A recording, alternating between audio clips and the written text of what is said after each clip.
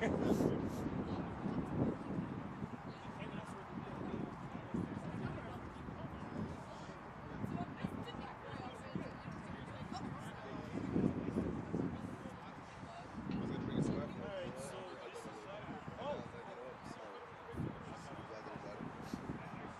was going to wear winter jackets. No, I'm not doing that. See, I thought about it. I was like, I'm never going to hear the end of it from you.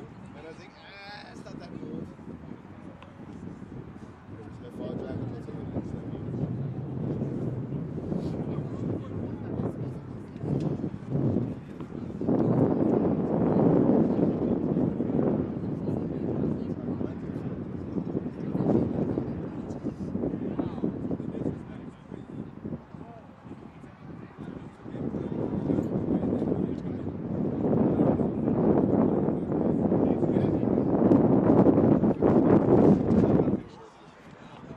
Don't move the top. Don't move the top. Don't worry about it.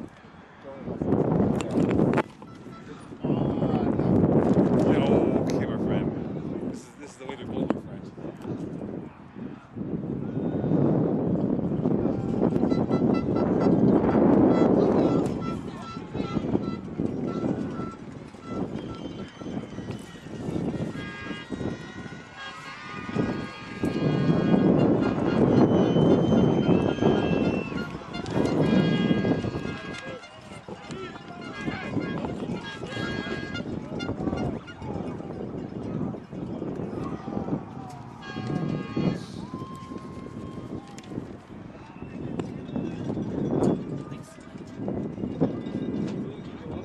Yeah. We ready to go, guys? We ready to go? All right, let's go up. So push the right one and wait like a minute or two for the green button to be green. All right, that might. Ready back? No. Break everything. This is.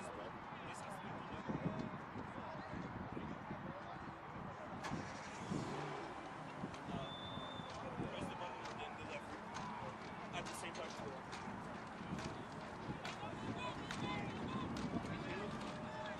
Oh. So yeah, button and go up at the same time.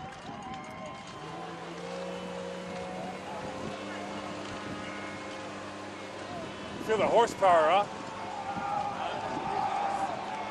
Oh, you gotta be kidding me. Again? Because you work too much?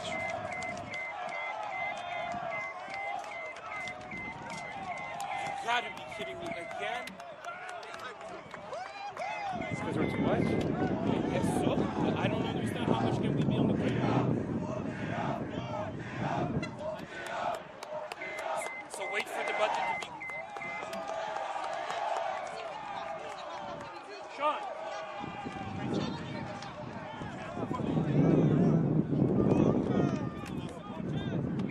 Wait for the lever to do.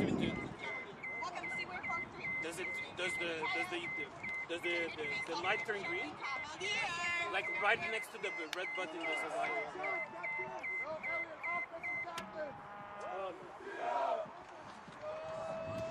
You gotta be kidding me.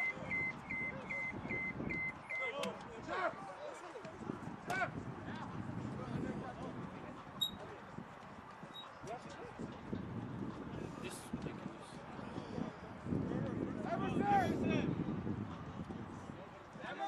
Who cares? Who cares?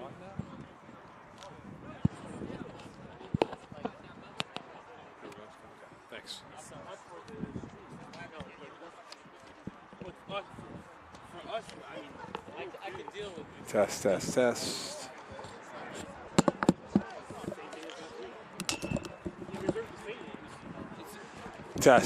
Test. Welcome back. It's low. Can you hear me when I talk, or Yeah, I can hear you. like loud, or because I can barely hear you? So is there? I can barely hear him when he's talking. Is there a way to get his volume louder?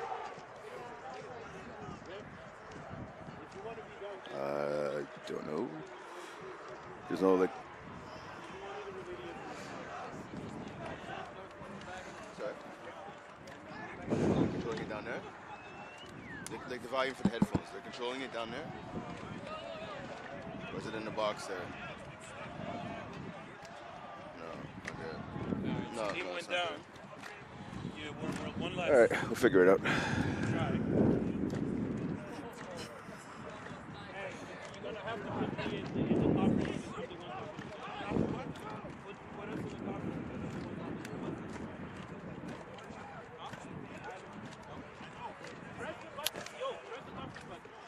Welcome back to Cavaliers TV as we get ready for kickoff between Champlain and Lanaudière here on this blustery Sunday afternoon off the shores of the St-Lambert River. Brent Bach and Mo Khan on an overcast Sunday as we get ready for what should be a very good game between these two teams. Lanau 0-1, Champlain 0-1, coming off tough losses. Lanau lost to Outaouais, Champlain losing to the ever-hot Drummond Voltigeur.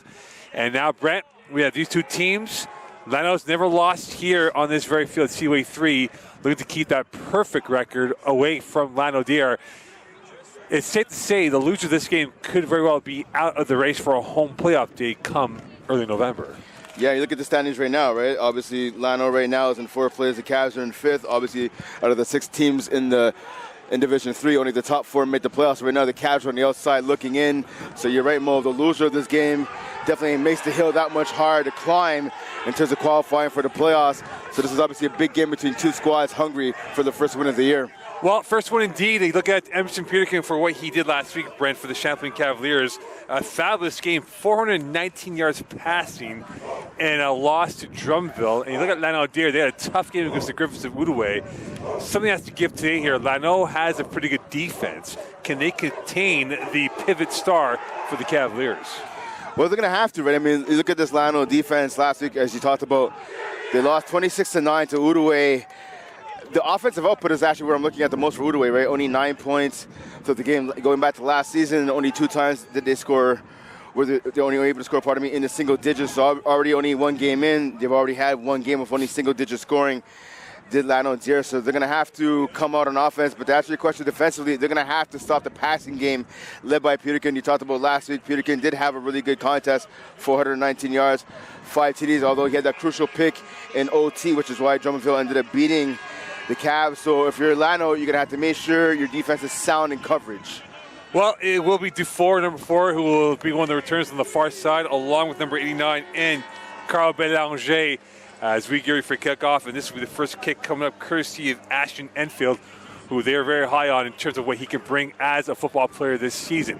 Champlain, they're all blacks. Lanau in their white helmets and spearmint green uniforms, tops and bottoms. And as we get ready for kickoff here between the Cavs and Lanau. And we're underway here from Seaway. Returnable from the 5, and here come the visitors from the east part of Montreal. A big hit and a thumping hit courtesy of Rochefort. And now here come the Lanau offense that had a difficult day against the Griffins, as they are led by number 15 and their quarterback in Rochelot, who had a tough day at the office last weekend. You're going to have to see what he does. He's going to have to rebound if he wants to get his team their first W of the season. Really struggled last week against him. Metro only 9 points. He had 108 yards though last week, so we'll have to see if he can build on that and 1 touchdown. Only 2 completions in that game. 1st and 10 from the 25 for Lanau. Rochefort. And that was almost picked off, and that was incomplete, intended for Victor Jauin, and that was well repelled away by the Champlain secondary, who have a lot of answers to look for in this game here, and that came up big this time, courtesy of Nick Cardinal. And Nick Cardinal, big play right there. He's the guy we talked about a lot last week, right, against Drummondville. He had some big plays, but he had some missed plays as well. So obviously a big play, big pass deflection to start this game for Champlain. 2nd and 10 from the 25 for Lanau. 3 receivers to the left of Rochefort. Champlain playing almost a bear-like defense with 6 along the line of scrimmage for this next play. Rochefort looking towards the left, and that is almost picked off again, almost a carbon copy, and almost the same reaction that we saw from Cardinal, who has now back-to-back PDs. I see Rochelot right there at quarterback. He's making it easy. He's staring down his receivers. And we saw right there, Cardinal almost had a chance to get another pick. Elliot Levasseur was in the vicinity as well. So 2 guys with a chance to get a pick right there. So again, 3rd and long now, facing the triage. So good stand so far by the Cavs. Let's see what they can do here on 3rd down and force a punt. Money play now for the Cavaliers. Could they get off and force a 3 and out against Lanaudière? Rochefort 0 for 2. Two-step drop, looking towards the right, hit. Almost picked off and through the hands, incomplete. As that was repelled away by Sam Hurtubise, intended for Olivier Briette. And right now is all systems go and a strong start for this defense that gave up over 40-plus points to Drummondville last week. Well, I'll tell you what, that's some good luck right there for the Cavs, right? We saw Sam Hurtubise had a chance for the INT. He left up, got his fingertips on the ball, but then actually hit the receiver, and Benjamin Paquette, number 6, right in the hands. He put his hands to his head, basically couldn't believe that he dropped that opportunity. So a little bit of luck there for the Cavs, but again, a 3-0 right here, forcing a punt. The Cavs are going to have some great field position. Felix Duquette, who is punting at almost under 40 yards a game, will try to get this to the gale force winds off the Seaway. And that takes one hop and goes right into the Cavalier territory. Still alive, and no yards will be called. And it will be Blanchard who will bring it back for the Cavaliers for a yard or two gain. And we got our first look of the Cavaliers offense this afternoon, Brent. And last week, you look at the big star for this team, Emile Gregoire. Not a bad game, 12 catches for 246 yards and 2 touchdowns. However, Jaden Edgehill, only 2 catches for 36 yards. How important will his role be in this game this afternoon? Well, that's exactly what I was going to say. Edgehill is a phenomenal receiver. Tight, obviously, with Emerson Peterkin, the quarterback. Those two are some of the best friends on the team right there, but his production so far, only 2 catches last week. You expect more out of him, and I think he expects more out of himself. We're going to have to see if Peterkin can give him the ball a bit more. Speaking of Gregoire, obviously a phenomenal game last week. Sent the game to overtime, actually, late at the end there, so he's obviously an impact receiver as well for this squad. Peterkin fluent and flowing, his first drive, 12:52 left in this first quarter. Play action near side, called by Frederick, going up towards midfield, and he will get to the plus territory, brought down rather quickly by Bourgoin, beg your pardon, and they'll bring up a first down for the Cavaliers. And you look at Frederick last week, Brent, 11 for 129 yards and 2 touchdowns, and he is definitely one of the top hitters on this offense. Yeah, definitely a 3-headed monster receiver for this Cavs team. And Frederick right there, he has his issues with drops sometimes, but when he gets the ball in his hands and he can secure it, he's able to use that top-end speed to get some yards after the catches we saw right there. The only thing you want to see him do differently on that play is carry the ball on the outside arm, because we saw number 9 there made the tackle. So a lot of players trying to strip that ball. You got to carry it to the outside to protect the ball. 12:10 left in this first quarter play. Peterkin has time, going to the far side. That is caught by Sassy, and he will be brought down just shy of the 40-yard line for about a 4 or 5-yard gain.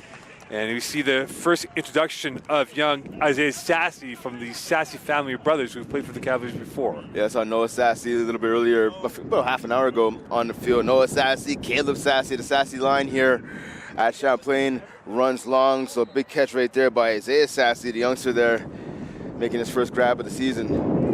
2nd and 3 from the 41 for the Cavaliers. Good start for the Cavs on defense, looking for a better start on offense.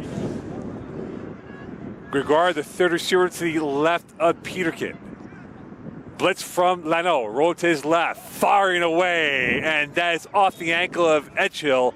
And it'll be incomplete in a 3rd and 3 coming up. And Brent, if there's one thing to look at here, can the Cavaliers establish a running game, which was not really there given the fact they were chasing the game last week against Drummondville? Well, you go back to last week, right? The Cavs had 53 yards rushing. Now, you want to guess how much Drummondville had? Drummondville had 293 yards rushing on the ground.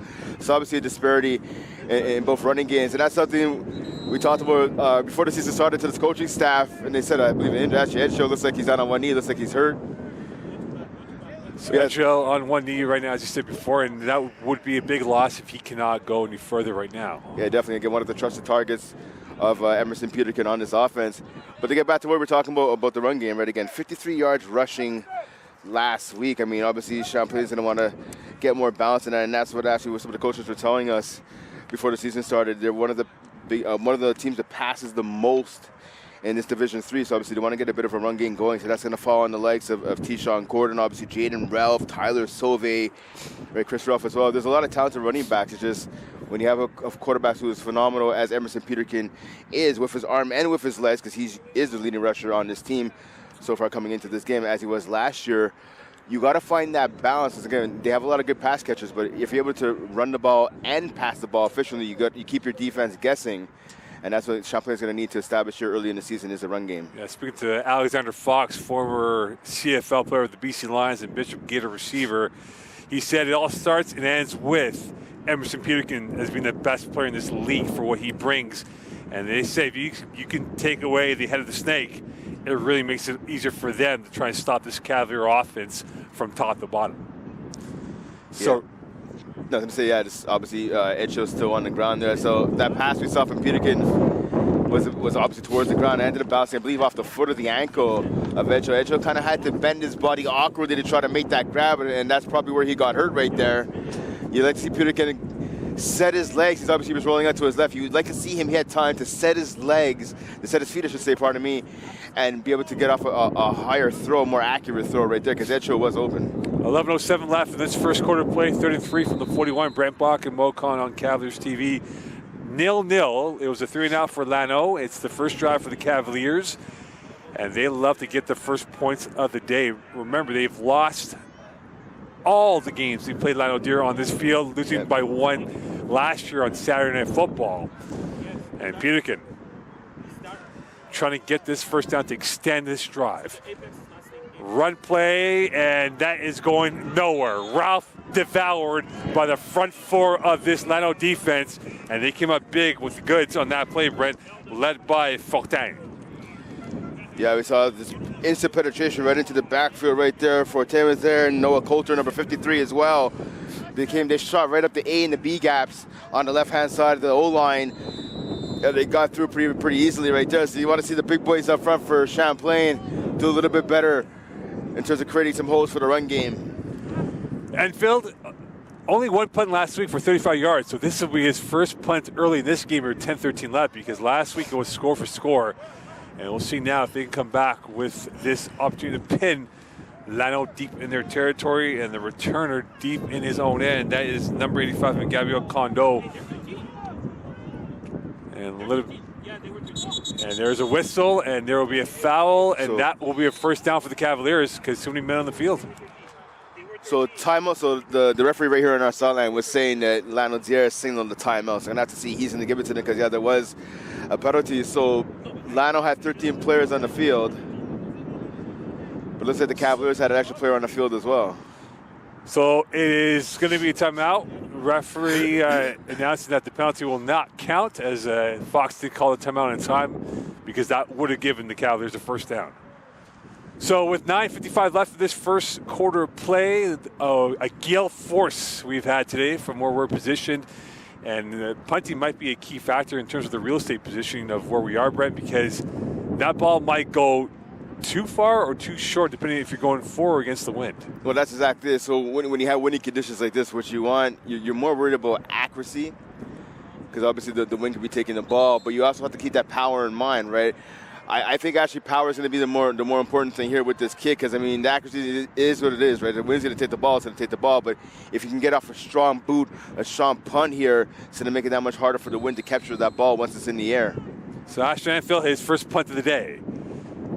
And that will go deep into the Lano territory. A one-hopper. It will go to the 10, and this could be no yards on the Cavaliers. It will be indeed. And it appears the Cavaliers may have lost their train of thought, because that will be added yards in favor for Lanaudière, who were 3-and-out their first drive. And we'll see now what they can do on their second drive of the afternoon, led by number 15, Benjamin Rochelot, who, again, Brent, we spoke about before at the top of the show. Not so great last week, 2 of 7 for 108 yards. And 1 touchdown, 1 INT, so they have to get more from the quarterback position today. Definitely. I mean, listen, if you like the averages, I mean, you throw 2 passes, one of them goes for a touchdown. Obviously, you're gonna like that, but you're absolutely right. You want to have your quarterback complete more than 2 passes.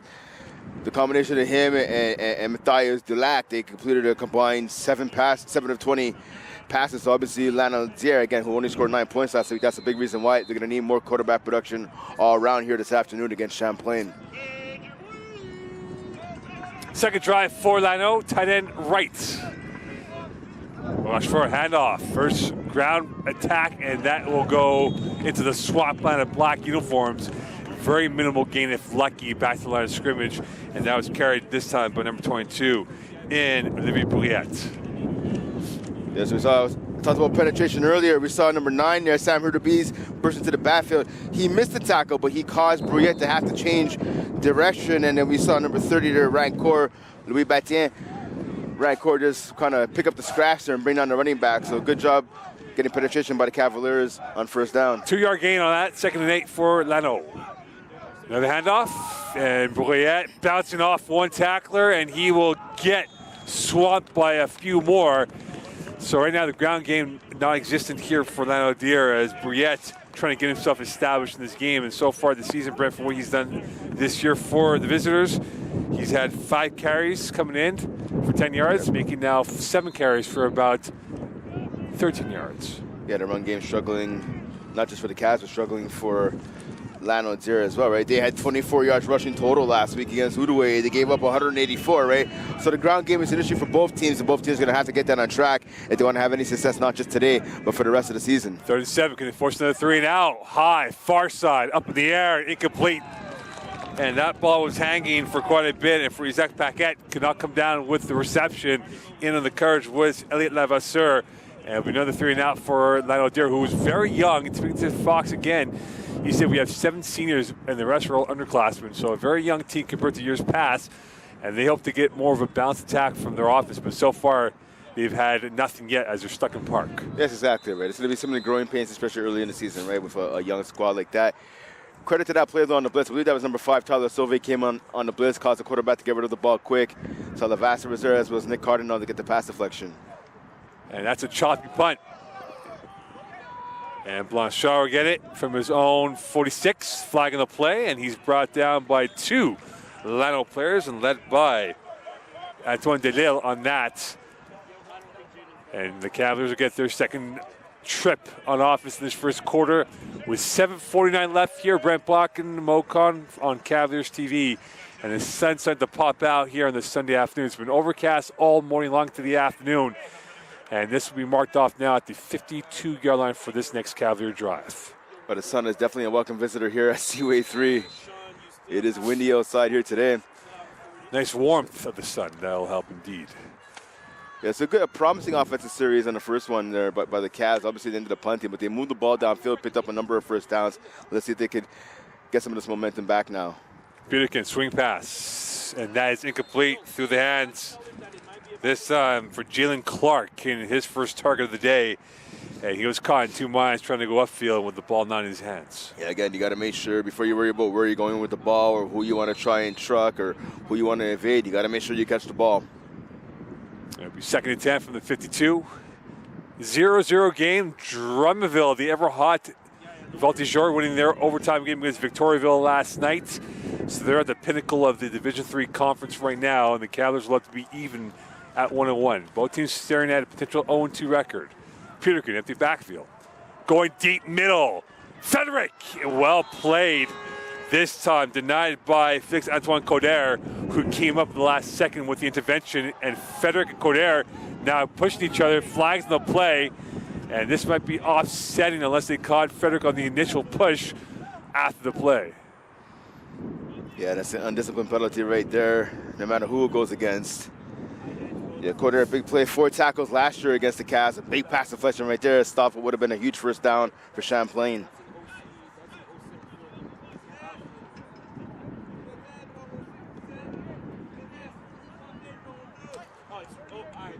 So it's offsetting as they caught both players here. So the ball stays where it's positioned. It'll be 3rd and 10 from the 52 for the Cavaliers. Again, the wind has been playing havoc with some of these throws as it's been hanging a lot longer than normal.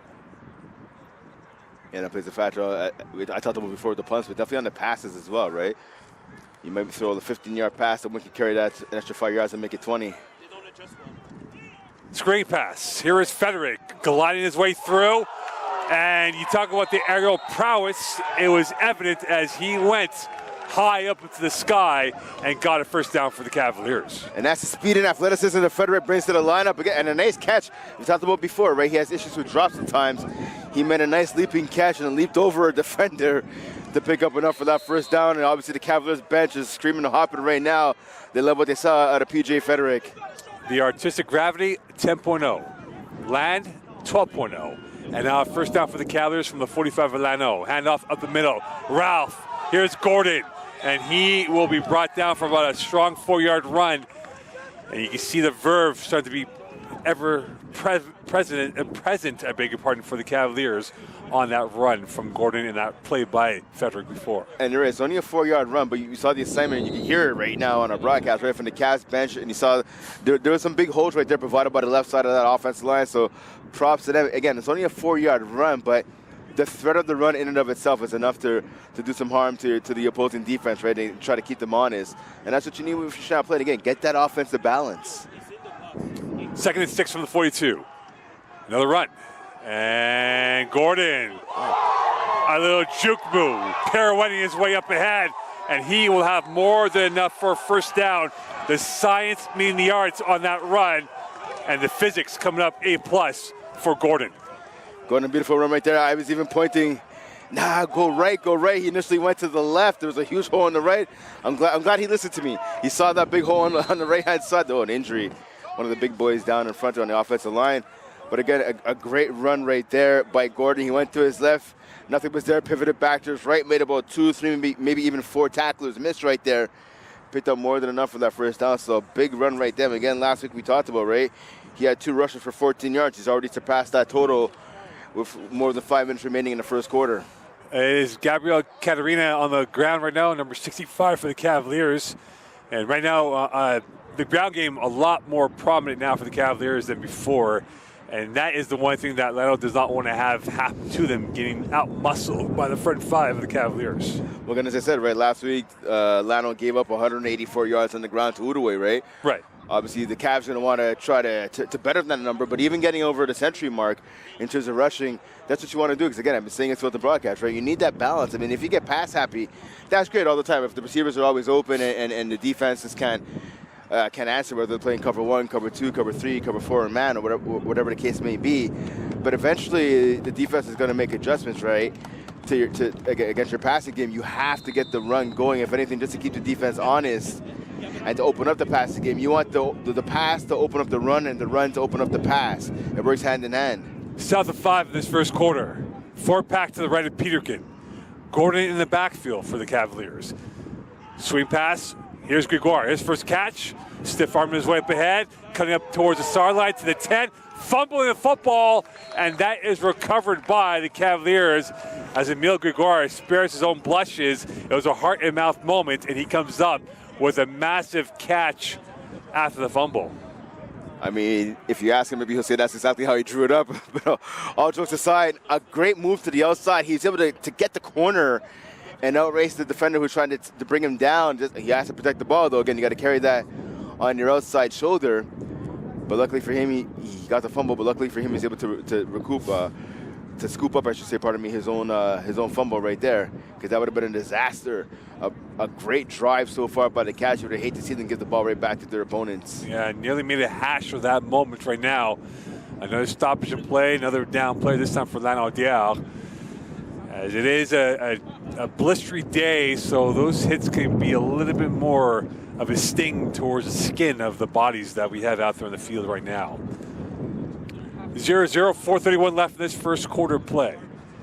And going off for Lanaudière, it appears to be Ben Dufal who's going off for the time being. So he'll have to go off for this next play. This ball now inside the 10, so it's 1st and goal for the Cavaliers from the 8. Yeah. Could they punch it in for the first points of the afternoon? Yeah, Dufal was busy last week against Outaouais, 9 tackles for his squad. 2.5 last year against Champlain. Gordon and Gregoire in the backfield for the Cavs. And here is Gregoire on the run, going through the B gap. And he will slug his way through. And he had a late day that's strong enough to push up ahead for another yard or 2. And now the Cavaliers are ever so close, hovering around the 2, if not 3-yard line of the Lano territory. Yeah, I see some innovative offense right there. The handoff to the wide receiver. The defense definitely thought it was going to go to the running back on the field, and Gordon, and rightfully so after the damage he's done on his drive, but instead, Emile Gregoire, one of the toughest receivers you're ever going to see, right? Especially at this level. So he had a big play right there on the previous play off that pass with the fumble, recovered his own fumble. We saw him getting the handoff right there, picking up, unfortunately only 3 yards. It seemed like a bit more, but picking up 3 yards, making it now 2nd and 5 from the 5-yard line. So now a ton of options right now available to the Cavs offense. Cavs are oozing with intent. Gordon in the backfield. Blitz from Lano. Here is Gordon on the pass, and he will get around 1, around 2, around 3, and close enough at the 1 yard line. Stopped at the borderline of 6 points. And now Sauvé will come in the game along with Baptiste Audouin to bring some more muscle to work with, along with Caleb Sassy. We see an injured player, unfortunately, there for Lano on the far side of the field. He was in on that tackle there. It's a good job there by Gordon. I mean, he got that pass. I was going to call that a ill-advised pass there by Peterkin, but that might have been the only option available. Able to shake not one but 2 tacklers, and he barreled his way down to the 1 yard line. So now setting up 3rd and 1 from the 1 yard line. So obviously you talked about Mo bringing in Sauvé, a bit more beef in that backfield. The linebacker slash running back slash fullback, kind of a jack of all trades, a Swiss Army knife for this offense. You have to imagine with big number 5 coming to the game, he's going to get the rock handed off right up the middle. That would be a safe bet if you're a Cavalier fan. And now Peterkin will go back into the huddle with 3:17 left in this first quarter play. Ball at the 1 yard line, 3rd and 1. There's a down Lanaudière player again on the field. We've seen injuries for both teams so far in this first quarter play. And that will stop the clock momentarily with 3:17 left to go. And for the Cavaliers, remember last year, Brent, they had a 2-score lead against Lanaudière and lost by 1. And right now, for them, if they get this early score, can they maintain their composure? Because last year they took a lot of undisciplined penalties that cost them the game. And that opened up the river that was a deluge of points for Lanaudière at the end of the day. Yeah, Lano able to stage that miraculous comeback last year. And obviously that's one of the reasons why, again, the Cavs had to go on the road for the playoffs, right?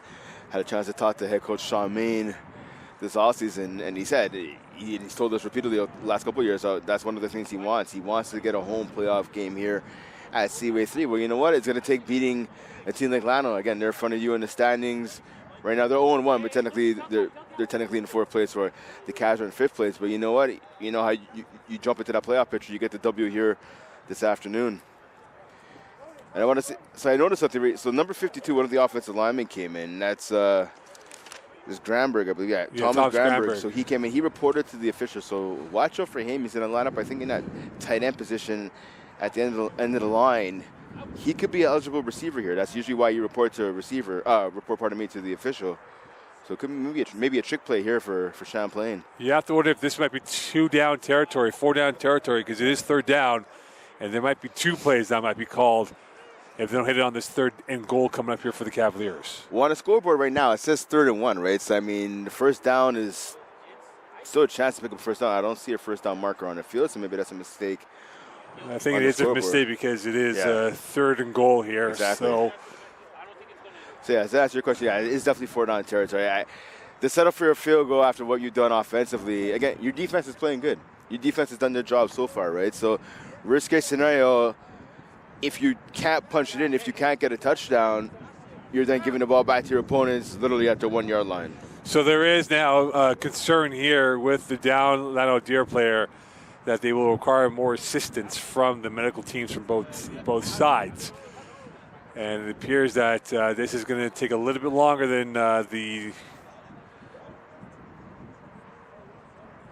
process required here. So both teams going towards the sideline, and that will stop clock with 3:17 left here in this first quarter play. Brent Bach and Mo Conn, Cavaliers TV. 0-0 score line so far. However, the Cavaliers are on the precipice of maybe scoring 3, if not 7 points. And again, the down Lano player, we don't know what number that is. But for the Cavaliers, it gives them an unofficial timeout along with Lanaudière to kind of regather their thoughts here, Brent, because Lano is being pushed on the ground game by the Cavaliers front 5 on this drive. Yeah, they're being pushed around indeed, and credit to that offensive line for Champlain of dictating the pace, dictating the tempo right now on their second offensive drive. If you're Lano, yeah, it is. I mean, you obviously hate to see a player injured, and at least we could say that the player has movement in his extremities. That's how he's moving his legs. He's able to move his arms as well. So at least that's a promising sign. Again, we're not sure who it is, unfortunately. But if you're Lano, you see right now the coaching staff are talking to, especially the defensive coordinator right now is talking to that defense right now on the sideline. Right, they have to find their bearings because they're and that's DeRosier to Tias. they're getting run over in the run game. Again, we talked about Champlain struggling to run the rock, and well, not on this drive, at least right here, they've had their way. So if you're Lano, take this timeout to kind of find yourself, get your grounding right here, and if anything, play for your teammate right now that's injured. That's a little bit of extra motivation right there for Lano, and let's see if they could use that to get a stop. Yeah, Lano would love to get this stop here and keep this perhaps to 3, not 7, if they do get this stop on 3rd down, maybe even a 4th down if Champlain is tempted to go for the 4th down gamble, since we are across street from the Casino de Montréal over the river. But right now for Lano, their concern is their down player, who is thankfully moving, which is good news, now on his 2 feet. But you have to wonder now, depending on what number that is, if his day is run in terms of the race. And it appears so, Brent, that he may not be coming back in with the way he's holding his upper body on his right side. And that's exactly it. So I saw he was moving his left arm when the trainers came over, but I didn't see any movement out of his right. So obviously we don't want to speculate to what it is, but you have to imagine maybe it's either a hand, a wrist, an elbow, or a shoulder injury. Because you can see as he's making his way off to the sideline, he is definitely not moving his right arm at all. No, still can't see the number yet. Unfortunately, with his left hand propping his right arm, we don't know what number that is. And right now for the Cavaliers, their focus is to maybe cash in on what could be 6 points right now on this potential 3rd down touchdown coming up. And best case scenario right here, you're hoping maybe it's just a stinger and probably have to sit out the rest of this game, but hopefully he'll be okay to play next week. We have a big chance right here for the Cavs to get their first touchdown of the game. We talked about 3rd and 1, obviously. One back, and that's Sauvé in the backfield. He's ISO'd, and here he is. Quarterback sneak. Peterkin, stop, whistle, flag. So it is going to be a flag on someone here. So touchdown to signal. Looks like it's going to be outside, I think, against Lano. And to see now the referee indication yet. And the referee now getting out of the scrum of bodies. Champlain saying touchdown. But the referees have yet to confirm that. So 6-0 on the board, but yet no confirmation, as again, there's a congregation of referees conversing, and now the referee will come up with the final verdict.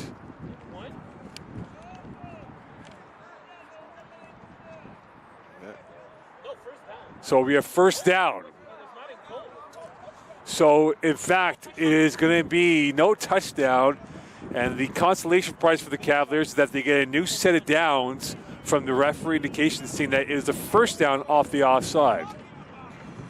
Okay, so again, that's what I was talking about before, right? I didn't see a 1st down marker on the field, so the scoreboard actually was right. It was 3rd and 1 from the 1 yard line. Again, the referees on the field signal touchdown. They signal that Peter can cross the goal line, but nonetheless, we're going to keep on playing here. Peterkin, part 2.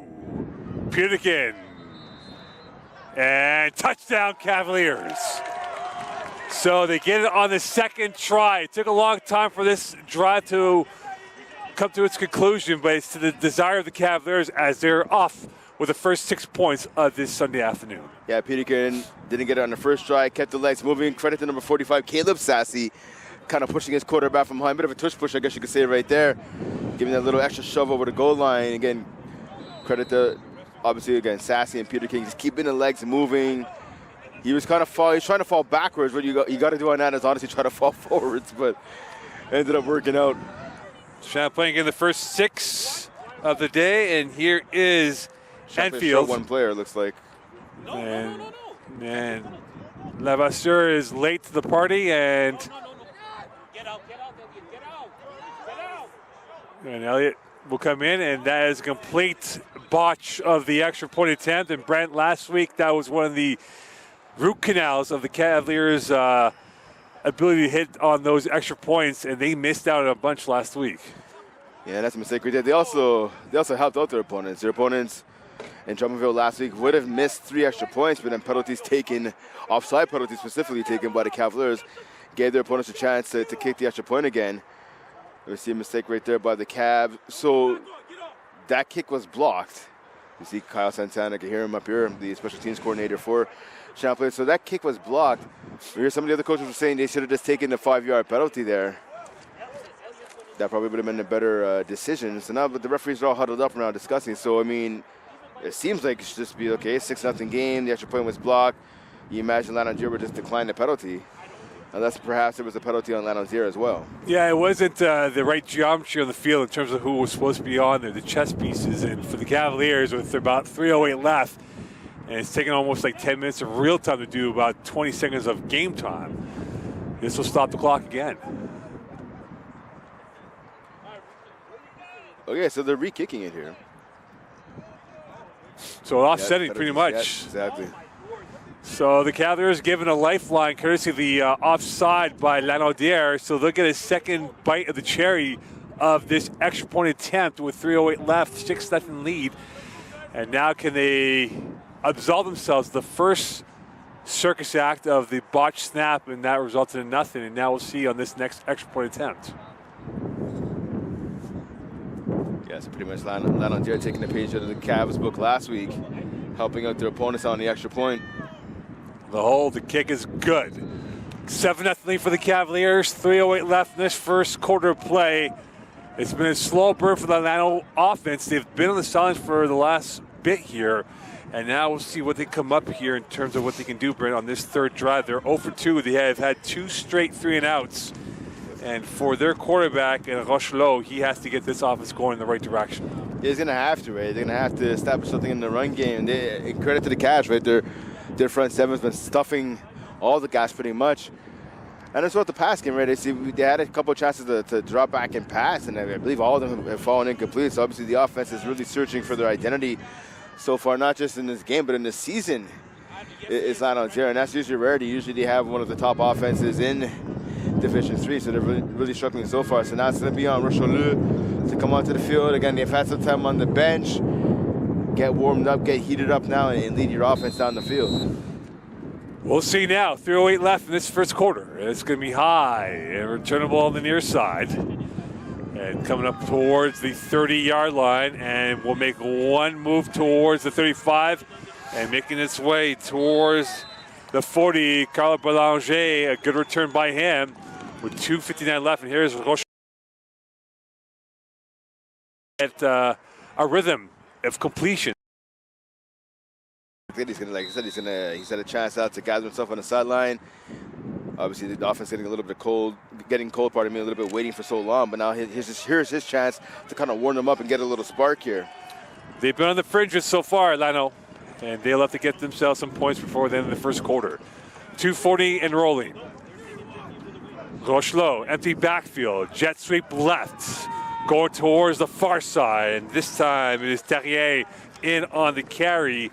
And he gets his first touch, and his first touch of the season. Had nothing against Outaouais last weekend. Yeah, so getting up about, I want to say, 3 yards there by Terry. 4, pardon me, so 2nd and 6 now. So nice little run there by Terry on the jet sweep. Now 2nd and 6. At the match right here, see I formation. 2:08 left in this first quarter of play. Overload to the right of Rochelot. Tannen right as well. Early movements, and this is going to go against Lanaudière, it appears, because the flag being in the backfield, and they're going to move him back by 5. So the real estate is going to move it up now, in fact. Or now back, as the referee is going back and forward here, so they'll move it back eventually by 5. This will become a 2nd and 11 for Lanaudière. So Lano, looks like they were going to set up on the I formation, and ended up sticking with the shotgun. The quarterback stayed right next to the running back. Obviously, we saw extra protection being put down on the right-hand side, but it didn't stop Lano from going outside. Let's see what they have now on 2nd and long. Disjoint start, blitz to the near side. Rochelot finding the pass, and that is caught for maybe a couple yards by Terrier. In on the blitz was Lavasseur. And now the Cavaliers try to bring a little bit of heat towards this cool Sunday afternoon. Yeah, got a big tackle right there. Had a sack last year against Lano. So Rancourt off, Carmel in for the Cavaliers. No subs for Lano. 3rd and 8. And early movements, referee says no, we play on. Because they forced another 3-and-out by Lanaudière. 105 and rolling. Rochelot to the left, high in the air, caught, first down and more at the 50, 45, and the first positive play by number 6 in Benjamin Paquette comes up big for the first down. His third catch of the year for the visitors. So we saw Tyler Grimard, number 12. He was caught in two minds, as you like to say, Mo, right there. I think he misjudged the ball. He thought it was going to be short. He was trying to jump up out of the bat it down and get an INT, and he realized at the last second that no, the ball's actually going to be over my head, and he slipped on the grass, providing a lot of space for Paquette to not only make the catch but get some yak yards as well. Well, right now the Lano team hunting for points as we're in the final 25 seconds of this first quarter. Blitz from the middle, and Rochelot is sacked. Brought down this time by Sam Hurtubise, his first sack of the day. He had 2 tackles last week, and he gets on the board, opening up his account with his first sack of the season. So I'll tell you what, he might, pardon me, only get half a sack on that. Hurtubise is in there, but I don't know if you saw the big number 52, Thomas Granberg. He laid a lick on the quarterback as well. And this will be the last play, the last act of the first quarter. Rochelot, 2nd and 16 from the 51. Low snap, draw play, good play, big play, more to the 20, 10, 5, and down at the 1. A massive run on a draw play by Olivier Briand. It was a moment of chaos that ends up smelling like roses for Lanaudière, as now they're at the 1 yard line at the end of the first quarter. Yeah, touchdown saver right there by Charles-Antoine Blanchard, number 11. And that's just bad tackling right there, but not Blanchard, obviously, but everyone before that, that's bad tackling by the Cavs. You saw the back there in number 22, in number 22. And Brea just break about 1 or 2 tackle attempts and just use the speed to blaze down the left sideline. They're finally brought down inches short of the goal line. So at the end of round 1, that is, Brent. Yep. Points are favored for Champlain, but now the points might be going towards Lanaudière on that massive run that really broke the back of the camel, the straw of the camel over here. That's exactly it. Again, you had 2nd and 16 from pretty much midfield, right? You make a stop here, you make a stop on 3rd down, you force your opponents to punch, right? And you get the ball back, you try to add on to your lead, but again, that big run by Briette there, bringing it all the way down to the 1 yard line. So obviously some big beef coming on both sides of the ball, offensive line and defensive line. It's going to be a testament of wills right here. Going to see who comes out on top. The Lano push, and that will be stopped. The black wall coming up big, and that time they come up with nothing here, and it was the big man for Lanaudière and number 58, and Yusuf Lopez-Rayon, who got stopped at the goal line. Yeah, good job there. Sauvé was in there. Hurtubise, big man Donaldson up front, number 99 on the defensive line, just standing tall, presenting a big wall of black and blue right there and pushing back the team in green. Second attempt now, this rugby scrum.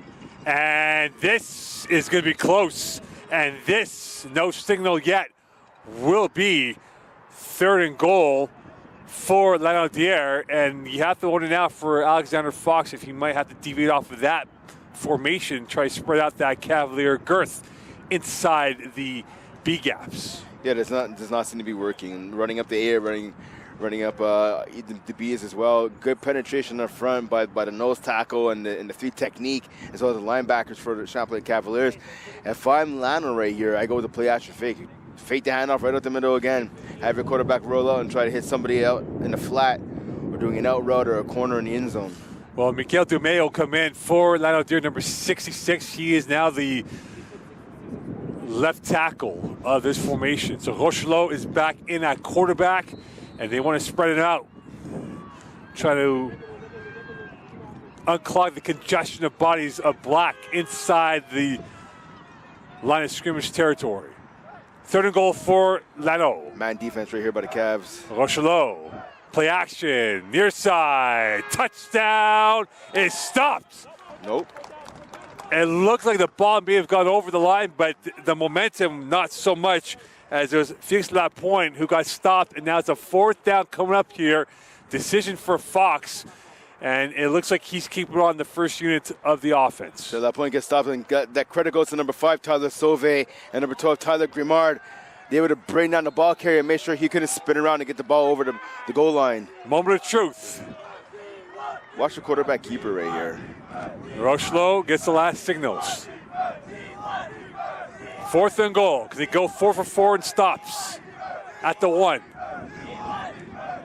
Early movement, and that will be a flag And who is this going to go against? The Cavaliers look like they're the guilty party by the punting from Lanaudière. Let's go. Good job right there by the quarterback in Richelieu. The hard count right there. Got at least two players to jump. And because of that,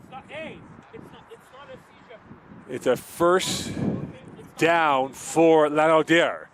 So they get a new set of downs, courtesy of an offside by Champlain. And now it is part 4 of this voyage at the 1 yard line for Lanaudière. Terrien now lined up by quarterback. And Terrien will go near side, and he is in for 6. It took a few punches, but they come up with a knockout blow to make it 7-6 with 12:15 left here in this first half. Yeah, so you see a bit of wizardry, a bit of trickery as well by Lano offense. Take out your quarterback, you have someone else to line up, and again, that was Terrien, the wide receiver. He kept the ball the whole time. He sprinted to his left, just able to sneak through a couple of defenders to get in. He was hit at the goal line, but able just to power his way through. And now to bring it back to 7-7. What a response by Lanaudière. They were down 7, and now they have a chance to put up 7 of their own points and to bring it back to 7-7 in this first half. And they do indeed. We're back to square one. 7-7 Champlain Lanaudière. From Seaway 3 on this blistery Sunday afternoon. It is the conclusion of the summer weeks with autumnal-like weather. And right now, the winds are blowing in favor of the team in all green. It feels like the end of September right now, let's be honest. We're up on the Skyjack. It is windy. It is cold. I'm quite toasty, actually. No, you're not. You're lying. I'm quite toasty. I come layered up. Yeah, so big response there by Lanaudière, obviously, to finally took a couple extra plays. They got a little gift there from the Cavs defense on 4th down to push it into the end zone. So now if you're Champlain, right, same thing with Lano. When they had the defense was on the field for a long time, there was an injury. The Cavs offense has had a bit of a time now on the sideline to kind of catch their breath. Some of the momentum might have been gone after their last offensive drive, but now here's a chance for Emerson Peterkin to lead these guys. Here's a chance to get it back now, to get back that spark that we saw on the second offensive drive for the Cavs. Let's see what they can do now. Again, as you mentioned, with about 12 minutes and 15 seconds remaining here in the first half. Here is Joël Lévy-Pichette. Puts his right foot into the leather of the football. Blanchard on the return near side. Blanchard now going towards the middle. Cutting up ahead, almost fumbled it. And he's tackled just shy of the 35-yard line. And that is where Emerson Peterkin will begin his next voyage of this second quarter coming up here with 12:07 left in this first half. Yeah, credit to Blanchard for hanging on to that ball. We saw number 2, Felix Antoine Cordaire. He was ripping away and ripping away and ripping away at that ball. But again, good job by number 11 to hold that ball in tight for the Cavs, obviously, once again, in Charles-Antoine Blanchard. You have to wonder now if Peterkin can get a little bit more of adventure with this passing attack, given the fact that the wind right now is going left to right on your screen. So they do have that in their favor, the wind's at their backs. Frederick is the wideout, occupying the width on the near side. Gregoire is the second receiver on that side, on the right hand of Peterkin. Peterkin going towards the near side. Frederick, second catch of the day, and he will go out of bounds, flagging the play. And we'll see who will this be against. And in on the tackle was number 7 in Gabriel Gagné.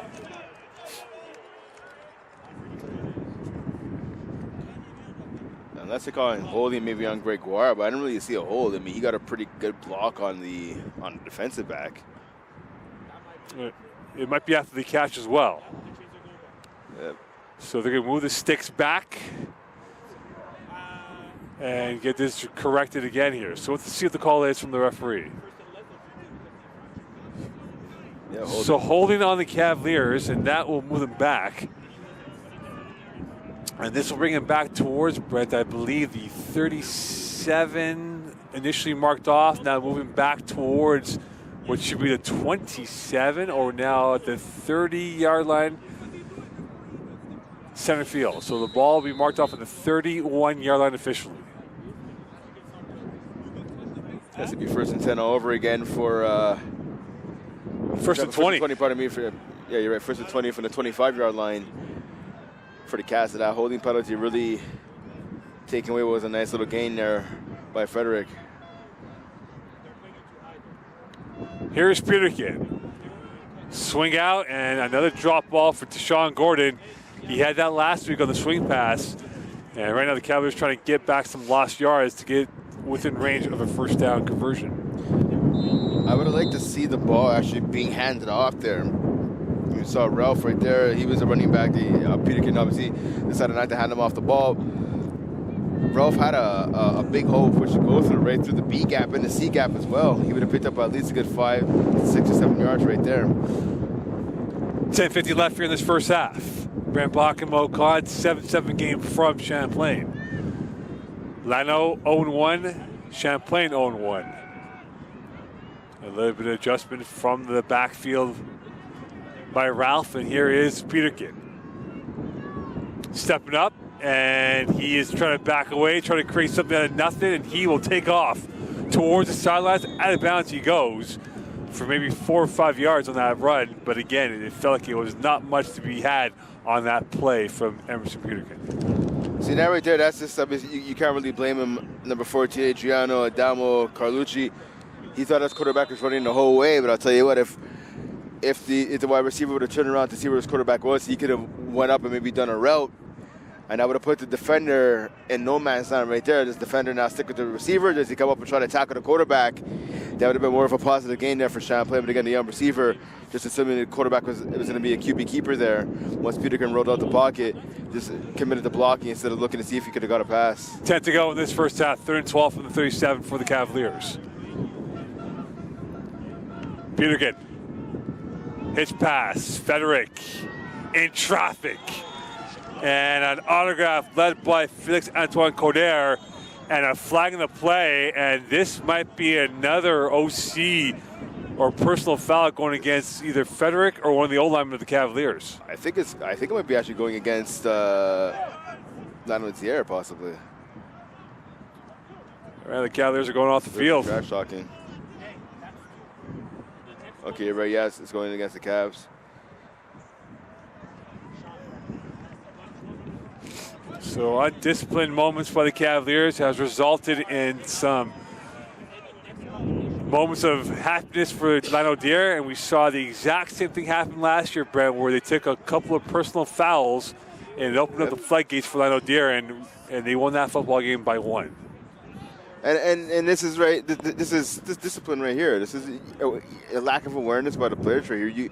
You're frustrated that you didn't get enough on that pass right there to pick up the first down. You're gonna punt the ball back to your opponent. So I can understand being an offensive player, you're frustrated with that, but then you can't take a silly penalty, a 15-yard penalty right there. And that's a botch snap, and that's going to be lost points. And the Cavaliers, to use that line, caught in 2 minds, unfortunately, and that is not what they wanted. Ashton Anfield may have not given up points, but he only had a 2-yard punt on that play.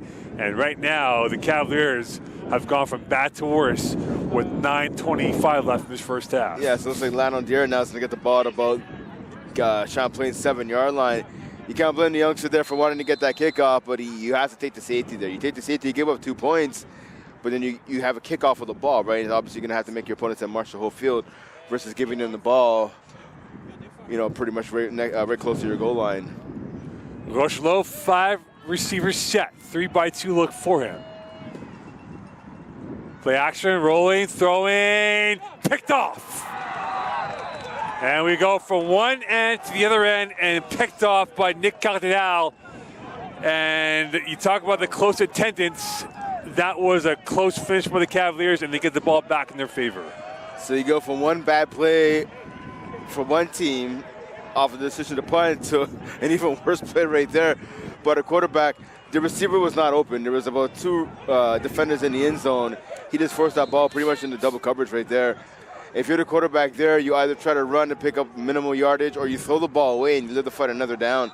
It's an inexcusable pass right there by the quarterback. A get out of jail card for the Cavaliers. And now they get the ball back in a new lifeline south of 9 in this first half. And Cardinal saving any potential points going in favor of Lanaudière. It's still 7-7 in this first half. Here's another swing pass. Gregoire juking his way up ahead towards the near sideline, and he will go for about 7-8 yards. And so we've seen a comedy of errors from both sides, but that one costly for Alexander Fox because they lost potential points of 3, if not 7. Oh, they definitely lost points for sure. They definitely left points on the field right there, as you talked about, either 3 or 7. So the first INT for the Cavaliers in this afternoon's game. Can he punish them with this drive? 2nd and 2 from the 28. Ralph in the backfield for the Cavaliers. There's the handoff. And Ralph gang tackled by a plethora of Lano players, led by Lenny Girard, who came in on the tackle, number 31. And this will be good with close enough to a first down. Now will be a first down as he just got over in the nick of time. Yeah, good run defense right there by the triads. They just stuffed that up there pretty much for no gain. And they got the first down now. First down, pardon me. So 1st and 10 from the 30. 7:30 left here in this first half. Peterkin trying to get the engine revving. And that is a trick play towards Deshaun Gordon, a jet sweep. And Lano was not fooled at all by that play.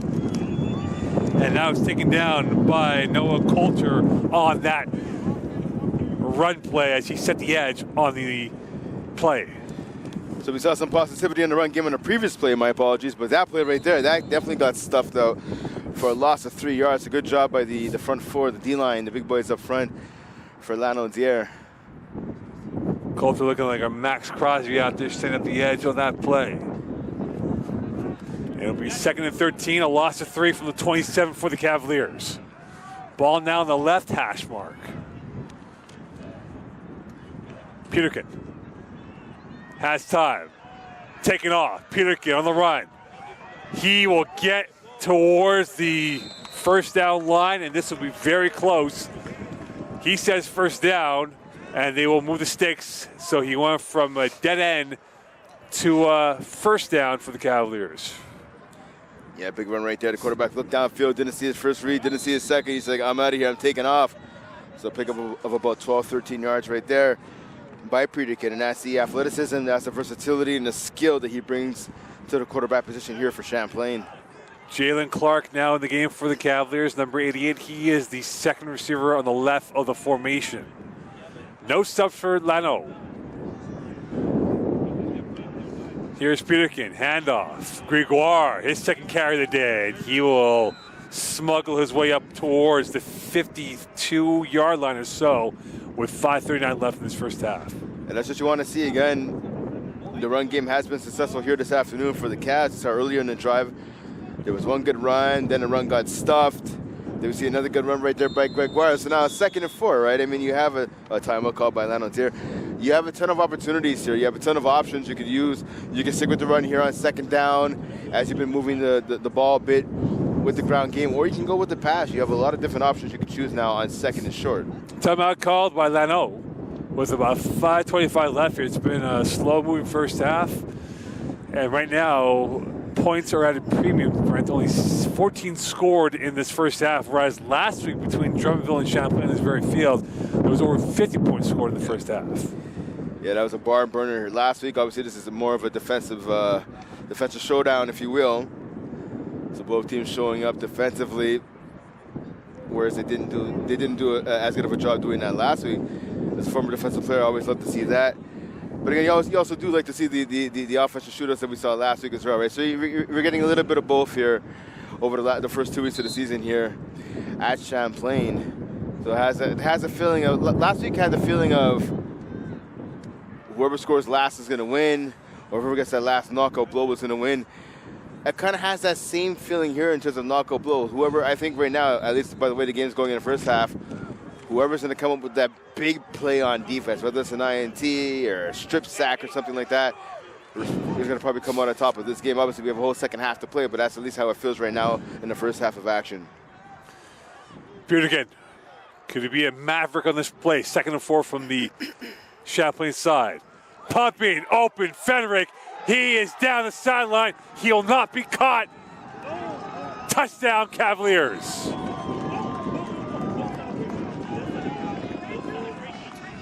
Good play right there. As you saw Peter looks like he was going to go to the flats. I believe that was Emile Gregoire who was open. Would have been the equivalent of a swing pass. We saw Frederick just burned by the coverage right there. Good job by Peter keeping his eyes downfield. He saw his receiver, and he hit it for a strike and a touchdown. Peterkin, the touchdown creator, and Frederick, the touchdown maker. And the Cavaliers back up 13-7 with 5:15 left here in this first half. And now here is the adventure, the extra point attempt for the Cavaliers. Hold, kick, good. 14-7 lead for the Cavaliers, and we've now had points in 2 straight drives for the Cavaliers. And for Lanaudière, they almost had points in the last drive, and they got punished because that INT ends up being a 14-point swing for the Cavaliers. Well, that's exactly it. The bad decision by the quarterback there really came back to bite them. Long touchdown drive for the Cavs right there. I should say, actually, yeah, by Lanaudière, pardon me, the INT came back to bite them. So long touchdown drive as the Cavs got the ball back, able to march down the field and get the ball into the end zone. And a good kick right there by Enfield. Enfield has to be the happiest guy right now here at Seaway.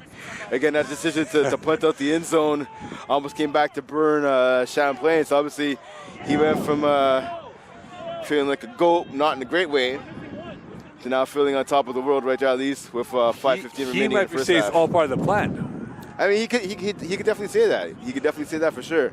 That's how he made it drawn up in his mind. But I mean, hey, it all worked out, right? It definitely did. And for the Cavaliers, it worked out very well. A 65-yard touchdown pass to young P.J. Frederick. And now the Cavaliers are up by 7. The line drive kick.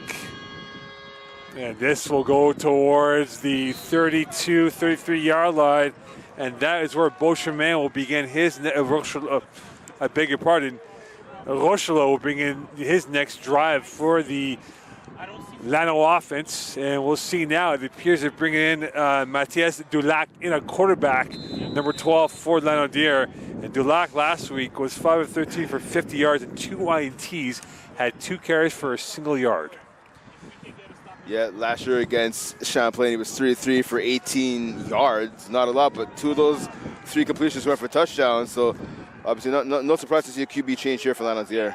Another handoff, and here comes Terrien to the near side. And he will get towards the Champlain sideline. Tetro in on the tackle, but there was a flag in the play. So, I'm not sure what the call is going to be right here, but I'll tell you what, if it's a block from behind on Lanaudière, that's actually going to be a mistake because there was some friendly fire. 2 Cavaliers players were running to tackle the ball carrier. That's going to be holding against Lano. You saw number 11, Charles-Antoine Blanchard, was coming in like a missile, as was number 22, Ionas Machonas, and they both pretty much collided with each other. And Machonas thought it was a block from behind on Lano, but it wasn't. It was actually a little friendly fire right there, but the penalty ended up being holding, so it all worked out for Champlain. Now 1st and 20 facing the Triads offense. Well, the accelerator has not been working yet for the Lano offense. And Dulac in at quarterback for the visitors. Another bad snap. Dulac gets it back, throwing it, and that is going to be taken away by the Cavaliers on a minimal gain. Terrien in on the catch, and right now, the heat map for the Lano offense has been non-existent so far today, Brent. Yeah, credit to Dulac right there. That's hard. It's harder than it looks, right? The ball goes off the ground and bounces. He's able to kind of get a 1 or 2 hopper there, scoop it up, get the pass off, and credit to Terrien as well. Making the catch. He got hammered by 2 defenders from Champlain. That could have been a lot more disastrous right there for Lano. 2nd and 25 now, but it easily could have been a fumble recovery or an INT. From the 21, their offense has been stunted so far in this first half. Another broken play for Dulac, and he's going to have to run. And O'Dwayne in on the tackle, flagging the play. And this might be a penalty that will not be a happy ending for either side. And this is going to go against 2. And this looks like it's going to go against the Cavaliers, Brent. Yeah, Champlain bailing their opponents out of trouble once again here for another undisciplined penalty. We saw right there Dulac and Poirier, the running back, just not on the same page.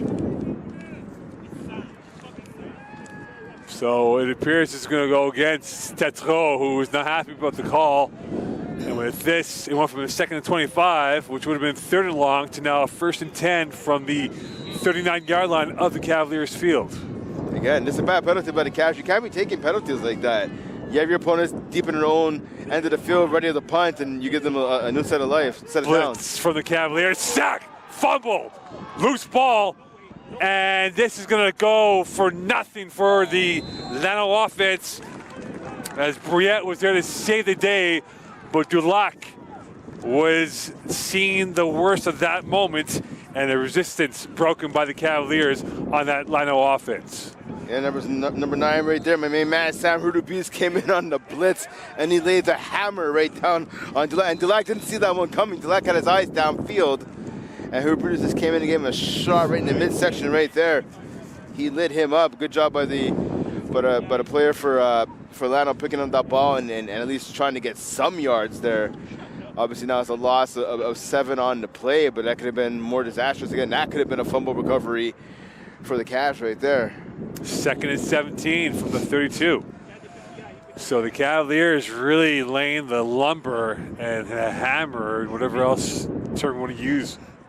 And for Tommy Rolly Trahatos, he is a much happier camper with this effort compared to last week, where they gave up 50 points against Drummondville. Yeah, the former all-star safety for the University of Sherbrooke for the Verrier has to be happy with his defense right now. If again, 3 minutes, 3-minute warning now for the first half. We saw Hurtubise, good blitz call right there. Hurtubise looking like Fred Warner coming in on the blitz right there, laying the smack on the quarterback.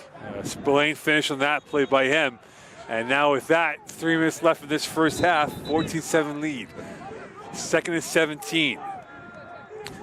Cavaliers, their tails are up and they're hunting and hounding for the finisher on this on 2nd and 17.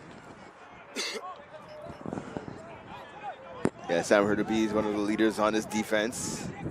So Fox is on the field. And it appears the timeout was called by the Cavaliers. Fox did not know. As you see, Trahatos is on the field talking to his defense, and Fox thought that was an illegal move, wondering why he was on the field. But a timeout wasn't called indeed by the Cavaliers. Yes, it's good to make sure you know what your defense is doing. So Tommy Brody Trahatos again, smart call right there. Use the timeout. I mean, you can't take them with you, right? So I mean, you might as well use them. So make sure your defense knows what's going on, knows the alignment, knows what they should be expecting to see out of the offense here. 2nd and long, you have a chance to get the ball back to your offense. 2nd and 17 for the Lano offense. Terrien in a quarterback. Here's the Wildcat, and he will grind up ahead towards for an 8-9-yard gain. So that worked out well for the Lano offense, and now this will be a 3rd down coming up, and we have some pushing and shoving by both teams here. No flags, so they'll let play move on. So it's a smart substitution right here, actually, by head coach Sean Main. Realizes one of his players, number 52 there, Granberg was in there. Yeah, Granberg was in there with all that pushing and shoving. Get him off the field, let him get his composure back, let him calm down for a minute. He's talking right now to linebacker coach Dalton English here on the sideline. So 39. And now a chance for Dulac to get a 1st down and more for Lano's offense. Dulac firing, 1st down, big hit, incomplete. Terrien has the ball. Lavasseur laid the autograph, and Dulac is slow to get up. And this is becoming a hard-hitting contest with these teams in a 4th down here for Lanaudière. So I'll tell you what, too, because obviously you talked about Levasseur laying out Terrien. Terrien had the ball, but he dropped it because of the hit by Levasseur, so credit to him causing an incompletion. But Dulac, the quarterback, right, the most important player on the field right now for Lanaudière, he got walloped by big number 99, Jared Donaldson came in. The 3 technique there, defensive tackle came in this late, got a big paw, big arm right in the face of the quarterback, and then kind of landed on him. It's all on the follow through. Looking like Christian Wilkins out there for that defense. And now a late comer to the offense for Lanaudière is Paquette. And 2:25 left in this first half, and it feels like momentum's gone back to the home side, Brent. It definitely has. Delay game smart. Smart right there. So procedure call. Getting delay game against Lanaudière. So that'll push them 5 yards back from this punt. So 4th down here for Lano. And they're moving back by 5. And again, the wind has played issues here. And this punt could benefit the Cavaliers if Lano does not get a good connection of cleat to football. So depending on where this punt goes, right, the Cavs should have some great field position right here. So Charles Anton Blanchard, the returner number 11, he's calling for the ball. He wants it. He's ready to go. And he will have a chance at a go at this. Blanchard from his 45. Blanchard still with it. And he is tackled at the ankles and a flag on the play as well. And we still have more extras going on right now as he was brought down by Jaouin. And this will be a penalty on who is came from the backside of the field. I don't know if it's no yards or if it was the block. So we're going to have to see either it's going to be a no yards call against Lana or maybe a block from behind, possibly against the Cavs. It's going to be interesting to see what happens here. By the judge of where the teams are lining up, though, it looks like it might be going against the Cavs, perhaps on a block from behind. It's going against Champlain, indeed. This is going to go back. Yeah, it's a loss of 10 yards there for Champlain because of the penalty. To the 40 it goes. First attempt from the 40. 14-7 lead for Champlain over Lanaudière. 2:15 left here in this first half. Last drive, Peterkin hit Frederick on a 60-plus yard catch and run. Here's Peterkin. Here's the handoff. Ralph to the left side. Ralph slithers his way up ahead, and he gets about a good 7-8 yards. And Brent, we're seeing the front 5 for the Cavaliers really push the line of scrimmage, and they're going untouched for at least 4 or 5 yards before contact. Yeah, we've pretty much seen that since the Cavs' second offensive drive on, right? They're kind of dominating on the ground. And good vision and patience right there by Ralph. He just followed the lineman, followed the blockers right in front of him, had his hand on the guard's back. It was ready for him to make a move. As soon as he did, Ralph found a couple extra yards right there. Didn't pick up a first down, but he picked up 9 on that carry, so a good run right there by Ralph. 1:40 left in this first half. Peterkin, another handoff. Ralph devoured, going nowhere, and he was brought down by the linchpin of this defense here, and number 9, Isaac Bourgoin. And this is the play that Alexander Fox has circled as being our star and a chief destroyer along the line of scrimmage. Yeah, good penetration right there. Blew by the left tackle. And number 77, obviously Jonah Edshow, obviously brothers of Jaden. And he just got his way into the backfield right away. The running back had nowhere to go. Ralph was pretty much swallowed up right away. So it ends up being a loss of 4. So now 3rd and 5 facing this Cavs offense. It's a big play right here. Lano could get the ball back if they come up with the stop. Peterkin rolls to his right, and he is pivoting away, taking away, running away, and he will get a first down. And you talk about the ingenuity on that play. He could have ran the first time, looked for the pass, and ran the second time. I was shaking my head when he decided not to run the first time. I was like, he should have just taken off. He would have got the first down with ease. But then Peterkin knows better than I do. He tried to go to the pass, saw what's in there, said, all right, I'm going to commit to get to the run. And he took it right off the sideline to pick up more than enough for the first down. So credit right there to the young quarterback and Everson Peterkin. So with that, inside the Lano territory at the 54-yard line is Champlain. Could they come up with some last-second points before halftime and go up by 2 scores? Champlain trying to get themselves a chance here. Ralph in the backfield. Here is Ralph. Play action, flag in the play. And this is going to go against the Cavaliers, and they're going to move it back by 10. Yeah, it's going to be a hold right there. You saw it right away. One of the big boys, one of the offensive linemen up front.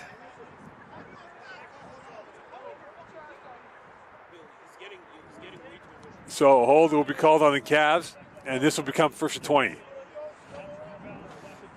And that is not what Sean Main and his offense wants. Definitely not. Again, yeah, inside of a minute now, 50 seconds, 50.8 seconds actually, to be 50.9, pardon me, remaining here in the first half. And again, you're trying to get some points before you run into halftime, right? Taking these holding penalties, it drops you back 10 yards right there, so making that hill that much higher to climb for Champlain. So with that, 1st and 20 from the 46 of the Cavaliers side. Lano will love to get off the field and maybe get one last roll of the dice. Same look, Ralph in the backfield. The power play to the right with Edgehill and Gregoire as the receiving options. Peterkin. Middle. Dangerous throw caught by Ralph at the midfield point. And he was brought down by the hard-hitting safety of Lanaudière in Girard. Yeah, dangerous throw indeed. Good catch by Ralph in between a couple of defenders leaping up to make the catch. But basically only a 10-yard gain, so you just got pretty much all the penalty yards back. But now still second and long, 2nd and 10 now for this Cavs offense. Inside 40. Champlain, no hurry at all. Yeah, you look to see a bit more urgency. I was just going to say that. And now it is the chance here to maybe get themselves some freebies. Peterkin throwing, caught by Gregoire, far side, up ahead to the 40, and he will be out flagging the play. And with 16.6 left here, we'll see what this flag is against. And if this goes in favor for Champlain, this might get them within range of field goal and maybe 2, if not 3 more plays left. Yeah, definitely. It definitely put them in a field goal position. Good catch there by Gregoire. That catch was a lot more difficult than it seemed. Saw Peterkin just release a rocket to the left-hand side. The way Gregoire was going, he kind of had to. Oh, it's against the Cavs. Oh, that's horrible. That's just oof. That's a tough one right there. Again, just going back to the catch there by Gregoire, kind of had to contort his body, but to make the grab, we saw him pick up some yards after the catch. I was kind of saying he needs to get out of bounds, but the penalty kind of just killed all that momentum right there. And that might kill any potential points as well with 16.6 left. Again, you could probably get out off 2, maybe 3 more plays, but this better be chunk plays that can get them within range of field goal. Yeah, right now you have to get the ball at least to the 20, 25, 30-yard line if you're Champlain right here. And right now they're at the 52, so another 30 more yards, 25, 30 more yards to get within striking range. Another whistle, another flag, and this is going to put them going towards the highway as opposed to the end zone. Yeah, delay game or time count violation, if you will. Going against the Cavs, they have 5 yards further back. So it's span of 2 blinks. The Cavaliers have gone back by 20 yards. Yep. 16.6 left here in this first half. And Champlain, at minimum, should have a 7-point lead going towards halftime. But you never know what could happen in these late half dramatics. And we saw some dramatics last week, right? So maybe we'll get a bit of the same right now. Deep pass by Champlain. Going near sideline. And that won't be the pass of desire. And that was intended for Colucci. And this will bring up a 2nd and 20 from the 48. So Lana right now is still setting a little bit of pressure right here. So you have to try and see if your Emerson Peterkin now, if your offensive line can hold up and give you a bit of time. Usually when a team sends pressure, that usually means it's going to be man-on-man coverage on the outside. You're going to try and give your receivers a chance to make a play on the ball. But to do that, Peterkin is going to need that protection up front. 13 seconds left in this first half. Cover 2 right here being played now by Atlanta with 2 deep safeties. Peterkin, spin move, left side. Peterkin taking off, and he will go out of bounds at the 50-yard line. And now bring up a 3rd down with 6.3 left in this first half.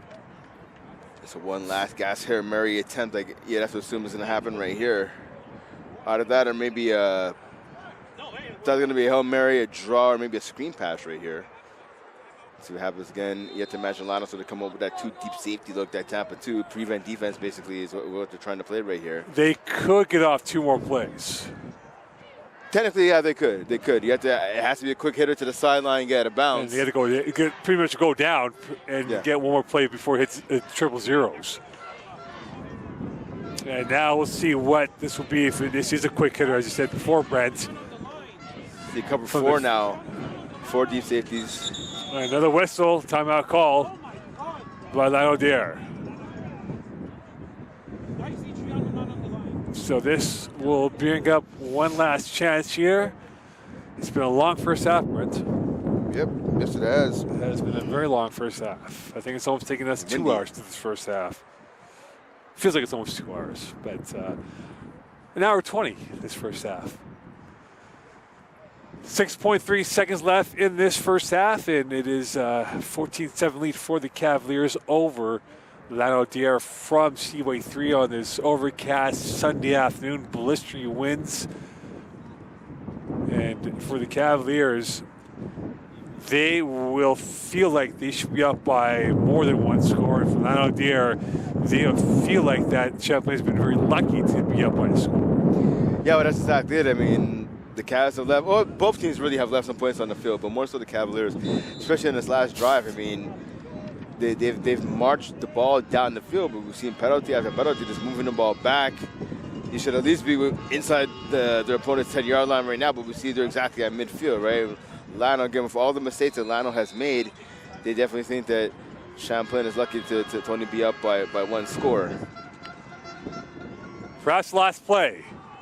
Caught by Frederick, and they go down 2.5 left. And Champlain calls a timeout. Frederick with 2.5 left here, and you have to wonder now if this will be a field goal or will this be a Hail Mary? And I do not see the field goal team coming in yet, and now they do come in. Enfield was hitting the ball in practice from about 35 to 38 yards, so this is just outside his range. And a big gamble here for the Cavaliers to go for the field goal attempt, and this will be marked off at the 38-yard line on the line of scrimmage. But where will be marked off in the placeholder, we'll find out. Yes, it's a big kick right here. Obviously, the end of the first half. So we see Lanaudière, I should say, they have a returner in the end zone, and that's going to be number 8, Etienne Larive. Looking to get a return, obviously, if this field goal. Now tagging in. Yeah, Terrier now comes in, exactly. That actually might be a good idea because Larive right now, he's running to the sideline, but he has a significant limp right now, number 8. So now he's electing to stay on the field now. So this will be a field goal from 45 yards out for Enfield.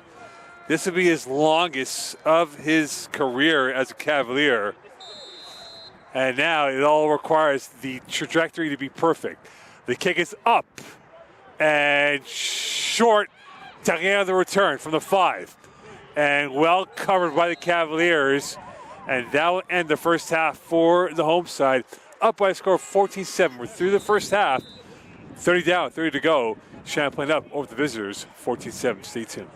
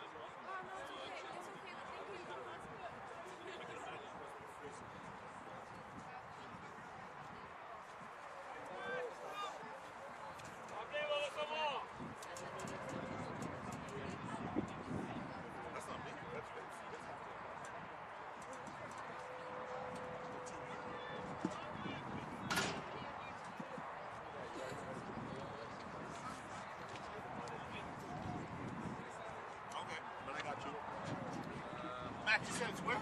Near the Tristan. Oh, okay.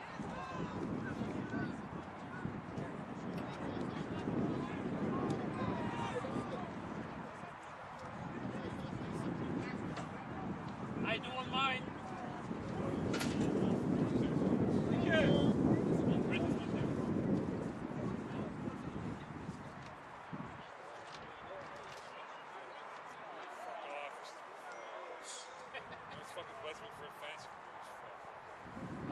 Carolina is down 30 nothing. Looking at my fantasy, I'm like, yeah, it's not going that well.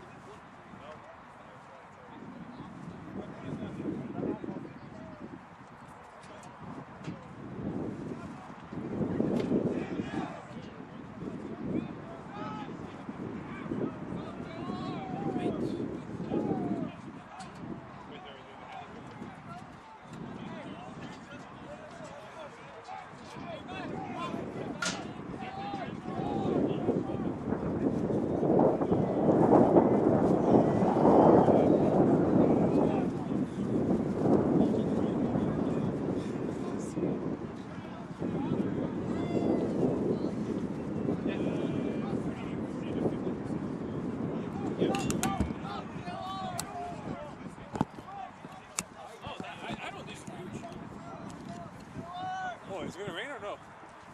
I don't. Well, I'm looking at the clock. I don't think it's up. But it's Why put the plastic yeah, it's season. Why put the plastic on the camera?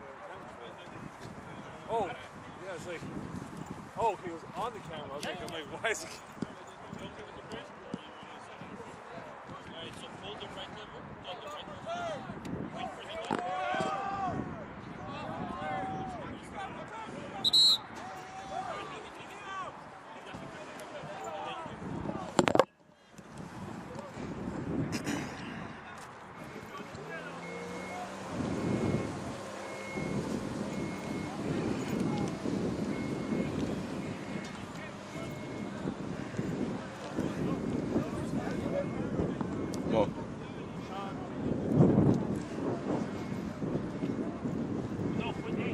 All right, welcome back here to Champlain. Second half action about to begin. 14-7 lead for the Cavs over Lanaudière here.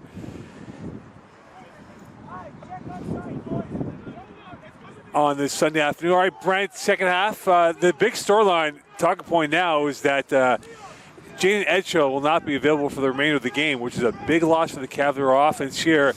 But again, they were comfortable with the fact with what they did last week, with the same cast of characters now available with no Edgehill now off the field. Yeah, that's exactly it. I mean, he's a big hole in the lineup, one of the most trusted receivers of the quarterback, obviously Emerson Peterkin. But Emile Gregoire, PJ Federic did more than picked up the slack this season, especially here this afternoon for Champlain. They're going to have to do so again here for the remainder of this contest.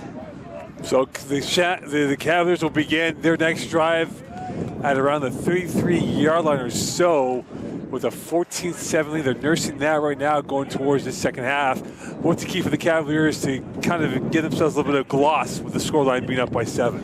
Well, you know, I'm going to say this for both teams, actually. The key for both teams is mistakes. Specifically, though, obviously, with the Cavs, right? The Cavs left a lot of points on the field. They had a chance to score at the end of the first half. Why did they not score?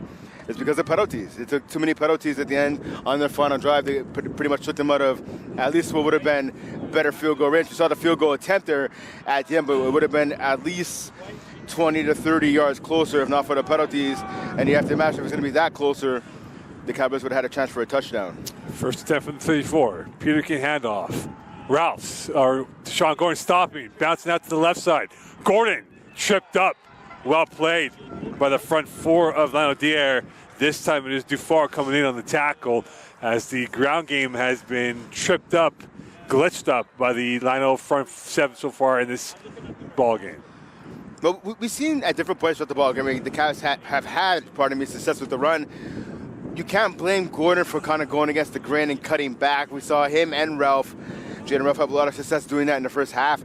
But that's one of those plays there. If you're Gordon, you just got to go north-south, get your shoulders going in the right direction. Even if you fall forward to get 2, maybe 3 yards, you know, it makes it a bit more easier on second down. Now, right there, you lose 4 yards instead of being 2nd and 7 or even 2nd and 6, perhaps. Now it's 2nd and 14. Well, a 4-yard loss is not an ideal situation for the Cavaliers as they open up this second half on the first play on a 4-yard loss. And we'll see now when they come up here on the 2nd and 14 from the 30-yard line on their own side of the field. So Dufour going off. It's second and long here for Peterkin in the offense. Yeah, good tackle by him, by Dufour. He's able to make that run go all the way east-west. But again, he got a little banged up on that play. Hopefully he'll be back for Lanaudière in this one. Peterkin, quick hitter. Frederick, one juke. Blocked by Gregoire, and he'll get an extra yard or 2 out of that one as he was brought down last touch by Gagne. And this will bring up a 3rd down and roughly 8 or 9 to go. Yeah, it's a good job by Frederick right there of able to, A, to make the catch, and B, avoid the first tackle. He actually, ended up getting tripped up a bit by the turf monster right there. But a big pickup. The pickup right there. So now it's 3rd and 6 right now, right? So, I mean, that's a lot better than 3rd and long. I think so, yes. I agree with you. Well, I was going to say, 3rd and 6, you have a bit more options. I'm saying if it's 3rd and 8 and more, you're going to pass here. Here at 3rd and 6, you can have the quarterback keeper. You can have the quarterback rollout. It's easier to pick up a first down. You have more options available. Blitz from Lano. Peterkin picked up, flushed out, twisting, turning, and a cul-de-sac, and he's sacked.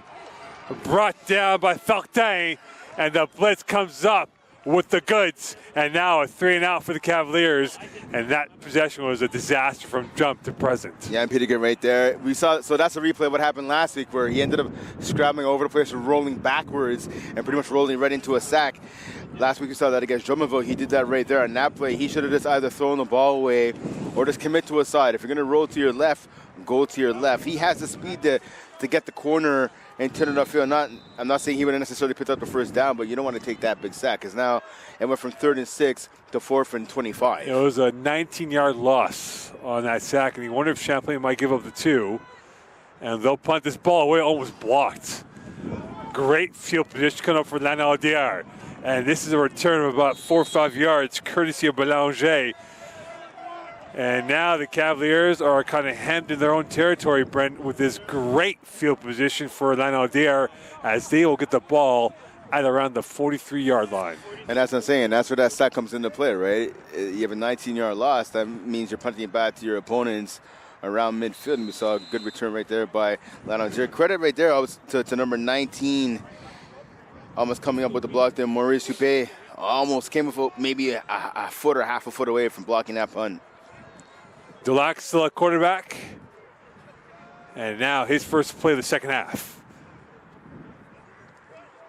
Handoff middle, and this will go up towards a 4-5-yard gain by Brouillette. And perhaps Lino will like to reestablish their ground game and lessen the load on the quarterback play, which has been non-existent so far today. Yeah, they're going to have to get that ground game going. Their passing game hasn't really done all that much, right? So, I mean, again, we talked about balance for Champlain. Lanaudière is no different. They got to find that offensive balance as well. 2nd and 5, and here is a high snap. Dulac looking for the screen. He's got it. Briette gets around one, and he's taken down by the second wave by Dumont, and that will bring up a 3rd down here for the visitors, and this will be about a 3rd and about 4-ish or so with 10:54 left. Good job there by Dumont. Picked up a sack last week. He's able to read that screen right away and tackle the running back from behind. Good job by him. Overload now to the right. Terrien's the second receiver to the right of the formation for Dulac.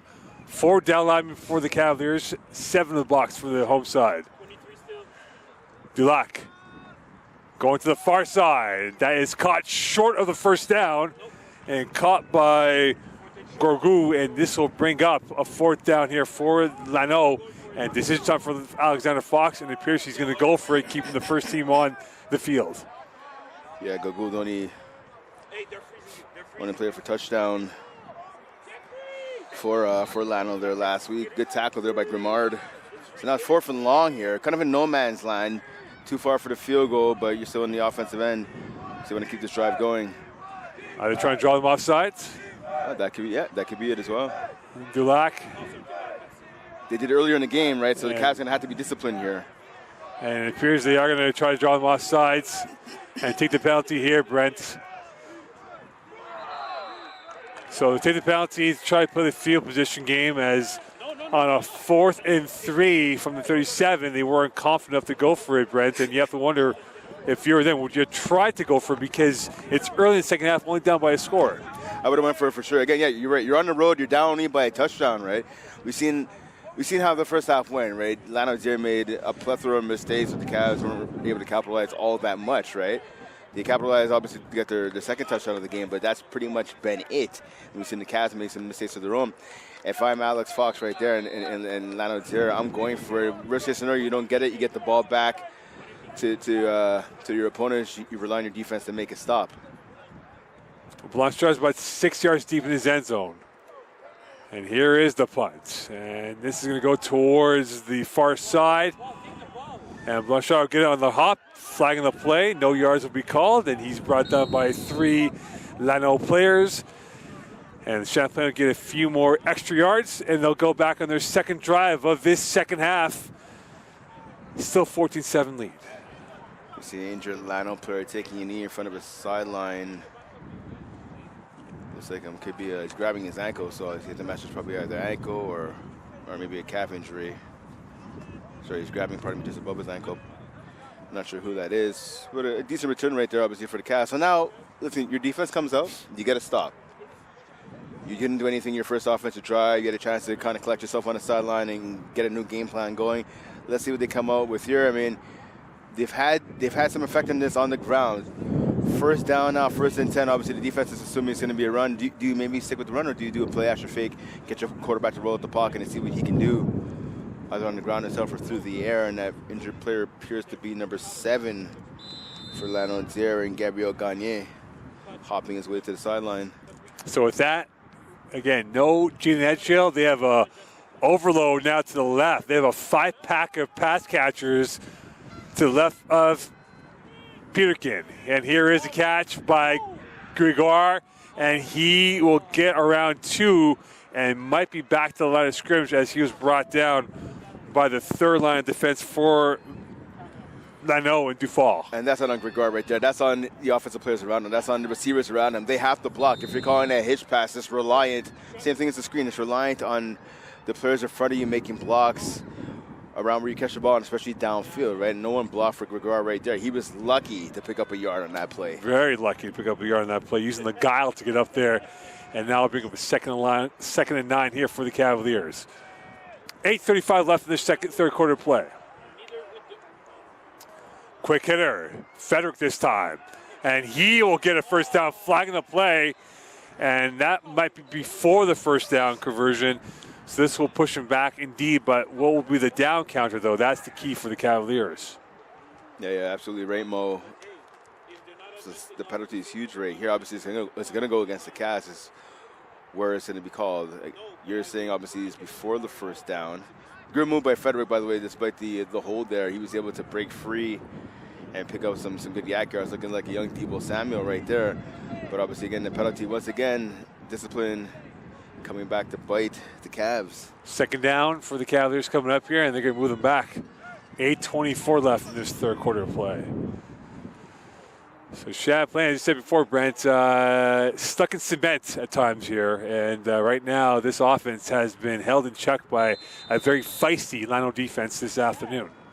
Yeah, second and long now. Second and 19 for the Cavs from their own 17-yard line. So you have to imagine here, are they going to call another hitch pass here, or you maybe keep the ball on the ground here and pick up maybe, if you can, 5 to 6 yards to make it a bit more manageable on third down? Not many options on the script of plays here on a second and 19. Peterkin, he will go on the run, and he will be taken out by the front four of Lanaudière, this time by Dalpe. And this will bring up a third and extremely long here, Brent. And if you're Champlain, you might want to keep this conservative to play the field position once again. That's exactly. You can expect a quick run here up the middle, just get a couple of yards, 3 or 4, and punt the ball away to your opponent. See here, some of the coaches here in the booth saying that they thought Peterkin probably should have handed the ball off on that play. I don't disagree with them at all. He should have just handed the ball off. We had 2 blockers coming from the strong side to the weak side here. Would have been able to at least maybe get a wham block or something like that on the edge to at least allow a running back or a ball carrier to pick up a couple more yards than what Peterkin did. 3rd and 15 from the 21. Lana gains 36. Peterkin rolling, pressure, buying, throwing, and that will be incomplete. Ruff was in the area, and the front four of Lanaudière has really started to fizz a little bit now, Brent, with their ability to really create havoc on stopping the run and the pass rush as well. Yeah, definitely the front four, as you mentioned. Chiaz there just having their way at the line of scrimmage right now. They were getting pushed back earlier in the game via the run game, but now they're putting their ears back, knowing that it's a passing situation, 3rd and long. They're putting their ears back, and it's getting after the quarterback. We can see the frustration on the face of Peterkin. Thought his receiver should have been somewhere else. This is actually a smart throw by Peterkin. Throw the ball away. We've seen him too many times. Just kind of chuck it up there. Sometimes throw across his body. Smart play by the young quarterback. Throw the ball in the dirt. Live the fight again. So Champlain comes up empty, and that was almost blocked. Champlain very lucky, and now taking Champlain bounce, flagging the play, and this will give Lano better field position once again. Their first 2 possessions, including this one, will be inside the Champlain territory in the second half, Brent. And right now, the Cavaliers are playing with fire and have not been burnt yet by Lano's offense. Exactly. They have their hand on top of the stove right now, right? As you mentioned, haven't been burned yet. You got to, no yards penalty called against the Cavs. We get special teams tackle. Well, I believe he's a rookie there, number 21 in McMillan. But again, he has to realize he has to get 5 yards for the punt returner. And coming in last second into for his Kondo. As Kondo now will make his way towards the right of the formation. Yeah, Kondo, the biggest receiver there for Lanaudière, number 85. Dulac from the pistol formation. Champlain showing blitz, early movement, and it'll be on the team in green. That might be the culprit on that offside. Yeah, it's going to be the left tackle there, being number 54 there, Felix Bruno. He saw the shift in the defensive line. He saw the early movement by the D-line. It caused him to flinch.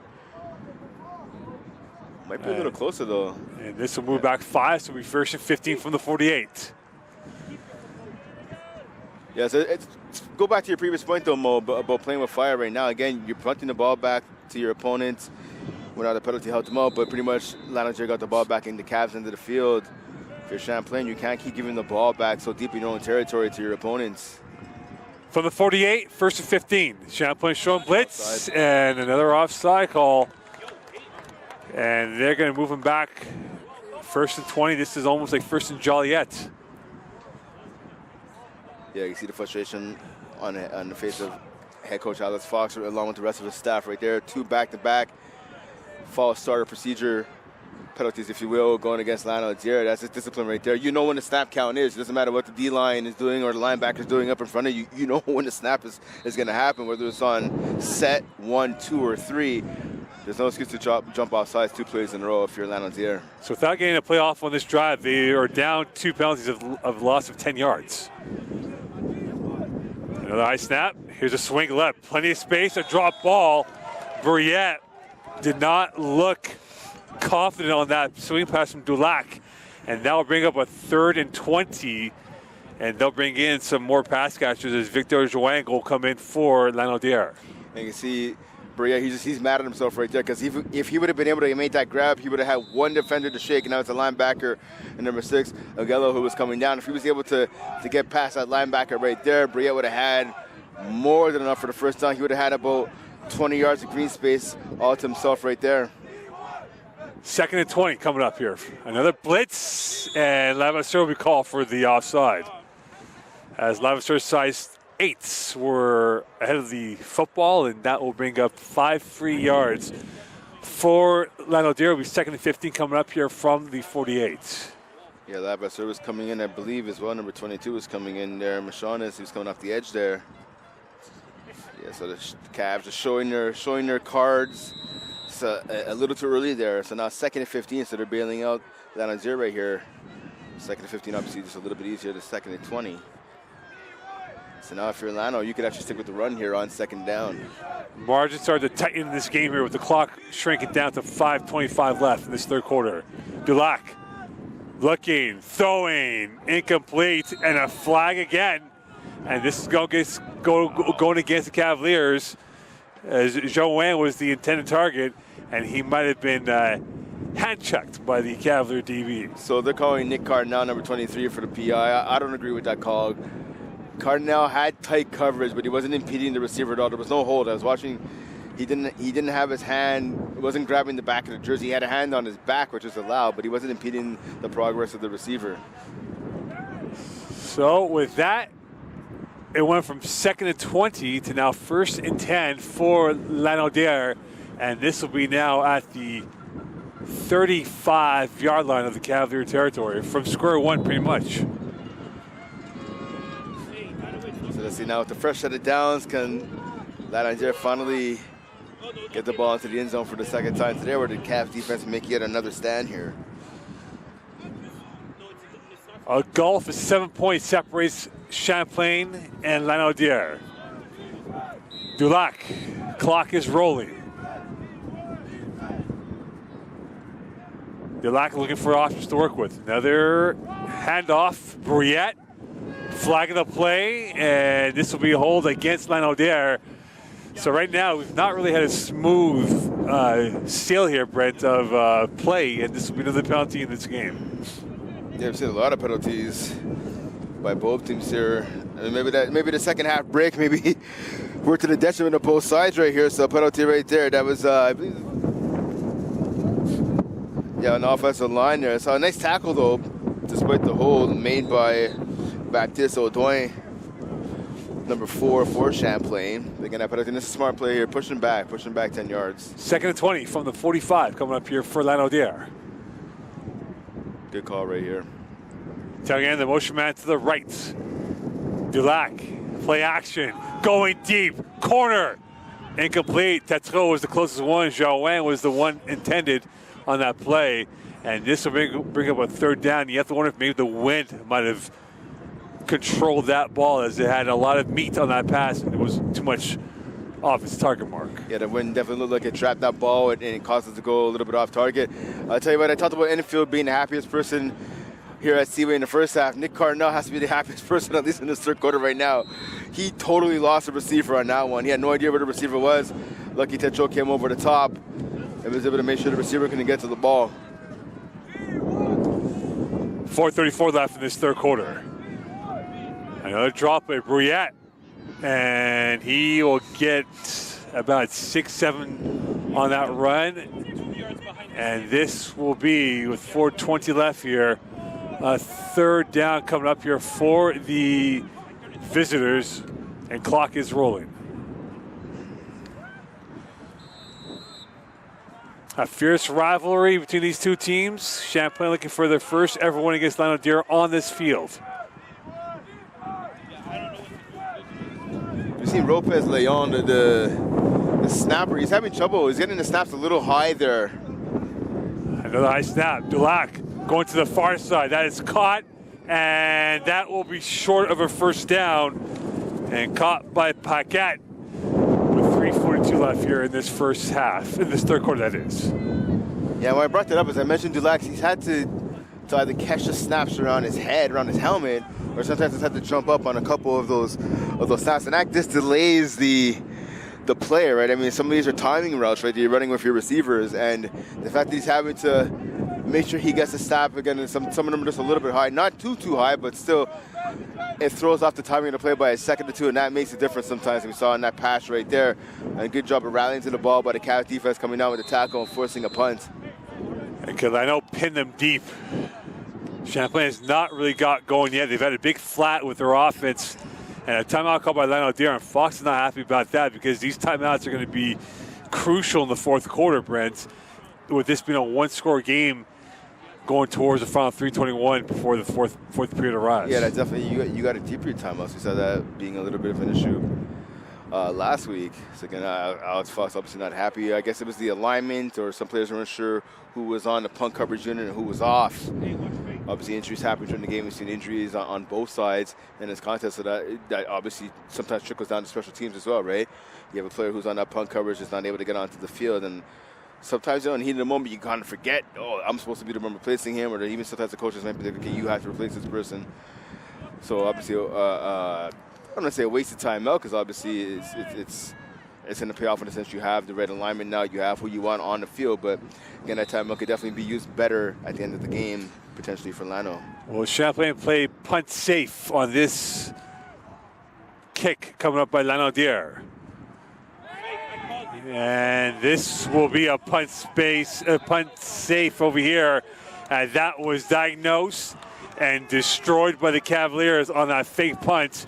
But again, given where the field position was, Brent, they could try it out, given that it's still a one-score game, and they've not done much to Champlain offense against this Lano defense. Well, that's exactly it. I mean, that's actually, I don't blame that call. I don't like the call, the run. I'm not sure I agree with that, but I mean, yeah, you're right. Where Champlain's getting the ball back. It's not like they're getting the ball deep into Lano's territory, or just past the 50-yard line. Now they're getting the ball at their own 32-yard line, so it's not a horrible decision, but a good job by number 24 and the rest of the special teams unit coming up to make the stop there for Champlain. 1st and 10 from the 32. Peterkin throwing. Frederick wide open, far side, and he will be out at the 51. And PJ Frederick's really trying to get himself more immersed in this game with his style of play. Yeah, Frederick's made play after play. So again, I talked about the hand, right? He struggled to catch that ball, and sometimes those are the hardest ones to get. He did that hook run on the sideline. He was wide open. He had to wait for the ball to come to him. And sometimes those are the hardest balls to catch, but a good job for him. Looked like it was an initial bobble. He kind of pinned the ball to his chest and was able to take the ball upfield, get more than enough for the first down. But his young receiver, again, making some big plays here this afternoon for the Cavs. Let's see if he can continue as this game goes along. 1st and 10 from the 50, 2:13 left in this third quarter. Peterkin, handoff, Ralph. Going to the left side, Ralph dashes his way up ahead, spin move into the plus territory, tackled at the 48-yard line, and Champlain, 2 back-to-back positive plays. And a big run right there by Ralph. I believe that's his longest of the day. And see what this does now. If you're Lano, you can't just sit back with one deep safety or two deep safeties. You're going to have to start to creep a little closer to the line of scrimmage to make sure you play the run honestly. And that's where the Cavs can take advantage of the deep ball. So that's why the run is so important. So good job moving the chains right there by Ralph, picking up the first down. From the 48-yard line, 1:30 left in this third quarter. Peterkin, handoff, Ralph, back-to-back runs, and he got a good gash of about 6 in that run. And he was brought down by the safety for Lanaudière in Girard. And this will bring up about a 2nd and 4, if not 2nd and 5. Yeah, good pickup right there. Like you talked about, maybe even picked up 7 on that. We'll have to see what is marked off on the scoreboard here. But again, a nice good run there on first down. It's not enough for a first, But now you're setting up second and short in the last minute of this third quarter. Now you can stick with the run here on second down. You can go with the pass. You have a lot of different things you can do here offensively if you're Champlain. From the 41. Peterkin, handoff. Ralph. Oh, he got rocked. First down, though. Coderre laying the lumber, but at the cost of a first down indeed. And this will be a first down here for the Cavaliers. We're inside 30 seconds left. So pick up a 7 on the previous play. Pick up about 4 or 5 there on that play right there. First down, the clock is running, but the Cavs are in control right here. And now here's where we've seen the Cavs, right? They had this towards the end of the first half. Here's where you cannot make mistakes. You can't get the holding penalties that we've seen. You can't get the undisciplined penalties either. Just play football. Block the man in front of you, or if your receiver try to beat the man in front of you, or if you've seen running backs who try to make somebody miss. Peterkin, near side, Frederick, and unfortunately this time the drops came at a wrong time, and that will be a 2nd and 10 coming up here for the Cavaliers. And this should be the final play. It is indeed. As we go into the fourth quarter, Champlain 14, Lano 7. Fourth quarter left here, Brent, and 15 minutes away from either a Champlain win or a Lano win. Someone's going to be happy at the end of the business day, but by Monday morning, you're looking at a potential 0-2 start to your record, and that might kiss the home playoff field advantage goodbye.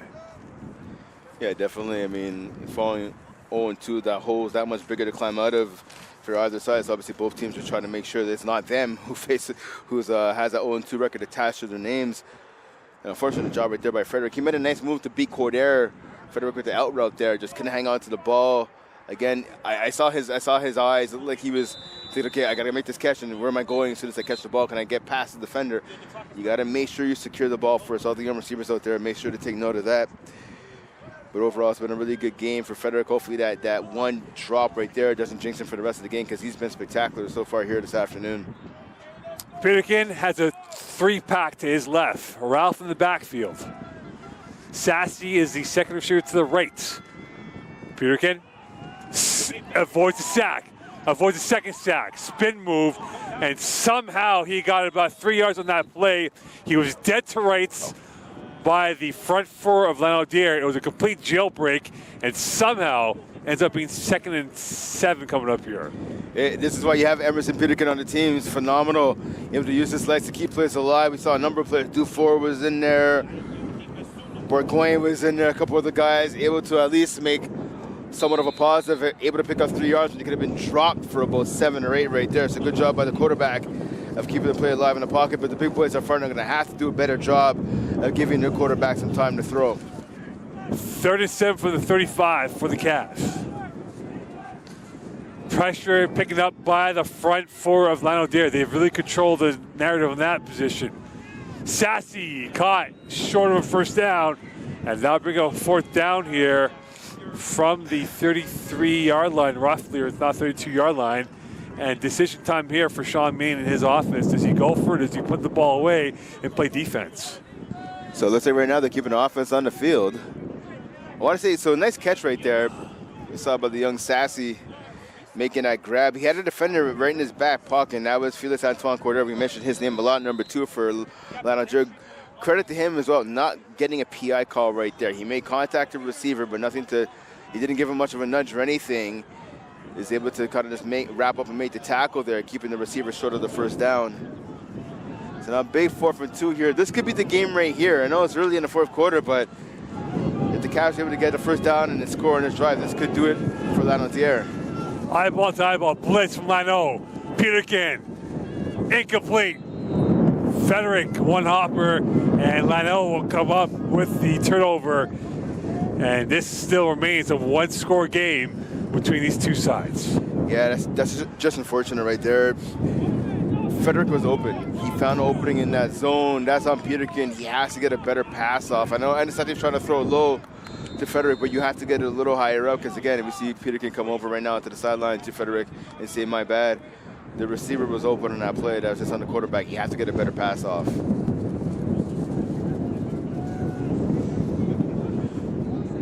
First and 10 for Lanaudière. Terrien in a quarterback. So they're going with the Wildcat formation here, at least for this first play. Could he now be the horsepower for this offense? Derrière looking for the pass, throwing up in the air. Tetreault picked off.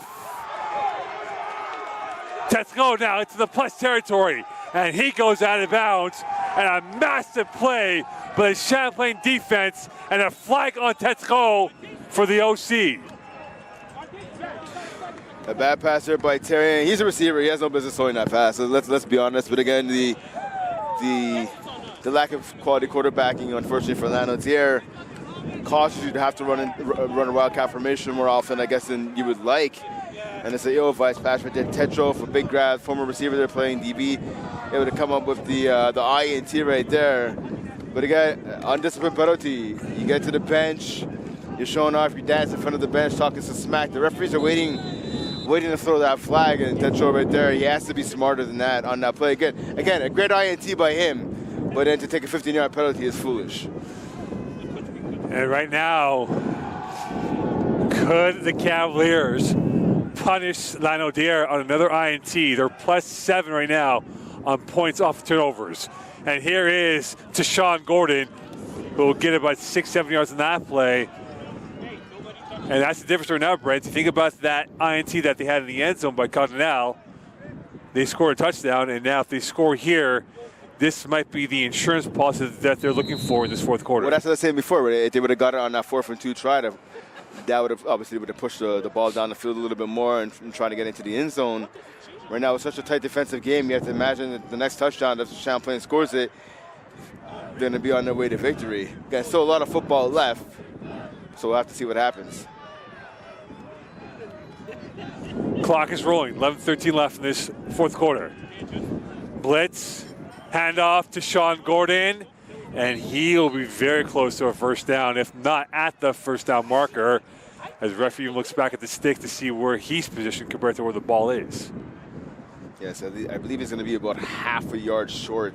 Yeah, but they're going to give Phil a lot of. That's the thing. We might see the big man, Tyler Sauvé, maybe come onto the field, or perhaps a QB sneak up the middle. You have to wonder if this might be 4-down territory, given where the position is of the ball, no man's territory of a punt, given how brisk the wind has become than before. Yeah, the wind right now in the face of the Cavs. Blitz again. Up the middle, open, Gordon, one man to beat, and he will get towards the 25-yard line, the biggest run of the season for the Cavaliers, as that went for almost 22 yards. And that's the beauty and the skill right there of Gordon, able to find that opening. He thought maybe he would just get enough for the first down. He said, no, I want to take this one to the house. He didn't get there, but again, a huge pickup, bringing the ball all the way down to the 22-yard line. He saw a hole, and he ran right through it right there. Good job by the offensive line, too, blocking up front. They've been much maligned in this game. We talked about their struggles to create holes consistently in the run game and to even provide some pass protection consistently, but a good job by the Hogs up front there to create an opening for the running back. Champlain would love to score, but more importantly, milk the clock. Another handoff, Gordon left side, passing out towards the sideline. Gordon, touchdown! Tashawn Gordon coming up with the browse, and the Flair Merchant coming up with the 6 points.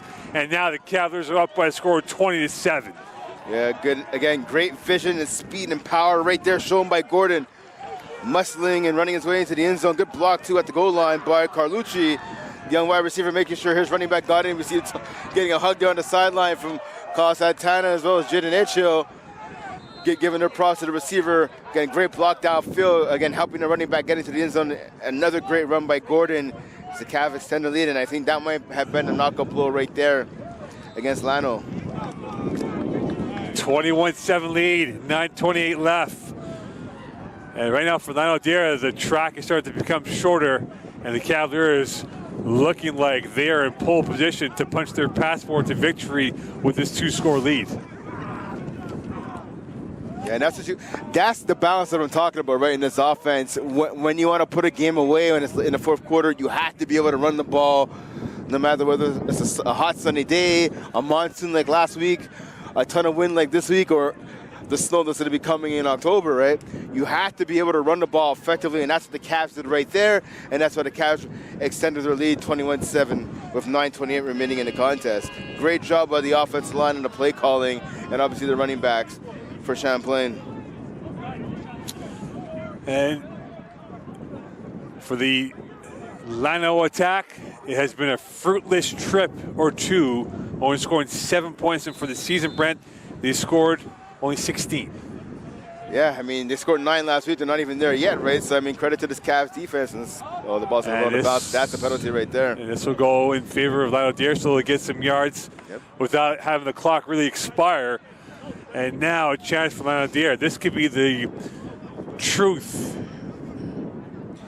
for the Lano offense here if they can get some points right now on this next drive. We're going to find out what their truth really is. Can they score points when they really need to? Can they move the ball up and down the field? We haven't really seen that throughout the afternoon. Let's be honest. The only time they really moved the ball so far is because the Cavs have helped them out taking penalties. But listen, these players have been practicing. These players have been playing. Right, they went through training camp just like the Cavs did, right? So it's going to be on guys like Dulac and Brouillette, the two best offensive players on this team, to make an impact. And no better time than now if you're Lanaudière. Terrier still at quarterback for Lano. Rolling to his right, has space, has time, flagging the play. Terrier will take off, and he is hit. High, low, brought down by Lavasseur, and also by Rancourt on that play. Yeah, Rancourt laying the shoulder right into the shoulder pad of Terrier. So Terrier, my apologies about one of the best offensive players on this team, but again, that's going to be all for not holding against Lanaudière. So that nice little gain there on the scamper was going to be second and short. It's now going to be 1st and 20 facing the triads. So again, the hole much deeper to climb out of now for Lanaudière, pardon me. With that, 8:56 left. 1st and 20 from the 30. And now they bring back their regular quarterback number 1 in Rochelot. So they've gone through a tripod of quarterbacks and have not come up with the goods. Rochelot going deep, far side open, and a big hit. Joanne was taken out by Hurtubise, who has been everywhere. He has been a chief destroyer of this Lano defense offense so far today. Yeah, this is a big hit. Sam Hurtubise, I called his name a lot through my years here at Champlain. Hurtubise laced the hurt, and we saw it right there. Joanne, credit to him though, getting up. He was obviously down on the field, and you could tell he's hurt. He might be better off just taking a knee right here. But he's out, and now, yeah, he's taking a knee. Smart decision by him. He got rocked. Good throw though by Rochelot, but kind of put his receiver in a vulnerable position. He had to jump up and make the grab. We saw Hurtubise just come from down low and just take him out. Basically did a backward flip in the air there, landing hard on his back. Did the receiver and Joanne. Quite the contrasting emotions from last week to this week, where the Cavaliers gave up 50-plus points on their defense, and this week only 7. Yeah, again, that's Tommy Trojatos, again, the defensive coordinator's first year here. And playing in a Mexican football league earlier this summer. His season ended in August, so he was able to join the team in training camp and really get these guys going in the right direction. You can see we called a lot of his games when he played for Sherbrooke Verrier, when we called games for McGill and that, and he's a fantastic player. An all-star, former captain of the Verrier. I believe he's named captain in his second year in Sherbrooke, so university ball obviously the highest level that some of these players are aiming to play next. We see his impact on the defense so far. Blitz, Rochelot, open man. Great catch, first down and more. And that's time by Gorgou as he comes out with the massive play here. Tetsuko in the tackle, and that will calm the excitement of the home side for the time being. Yeah, Gorgou, 2 catches for 88 yards and a touchdown last week, finally making a huge reception in this game. And this is why I don't understand. Rochelot, listen, he has some shaky moments in the first half, but you're not going to get any consistency offensively if you're rotating quarterbacks all the time. Rochelot appears to be their best option. They need to stick with him. Blitz again from the far side. Up in the air.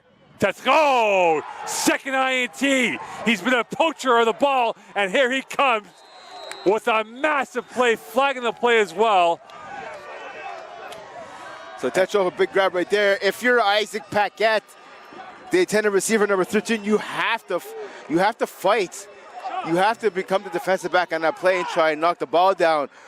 Rocheleau got hit as through, hence we saw a bit of a wobbly pass. It wasn't going to its intended target. So nice, again, great job by the defensive back right there to come up with the INT. But if you're the receiver, you have to help out your quarterback there. You have to try and become the defender on that play and knock down the ball. But again, good job, Nick Tetreault, his second INT of the game. Right now, for this Lano offense, they've had no power, no precision, and no results except for 7 points in the first half.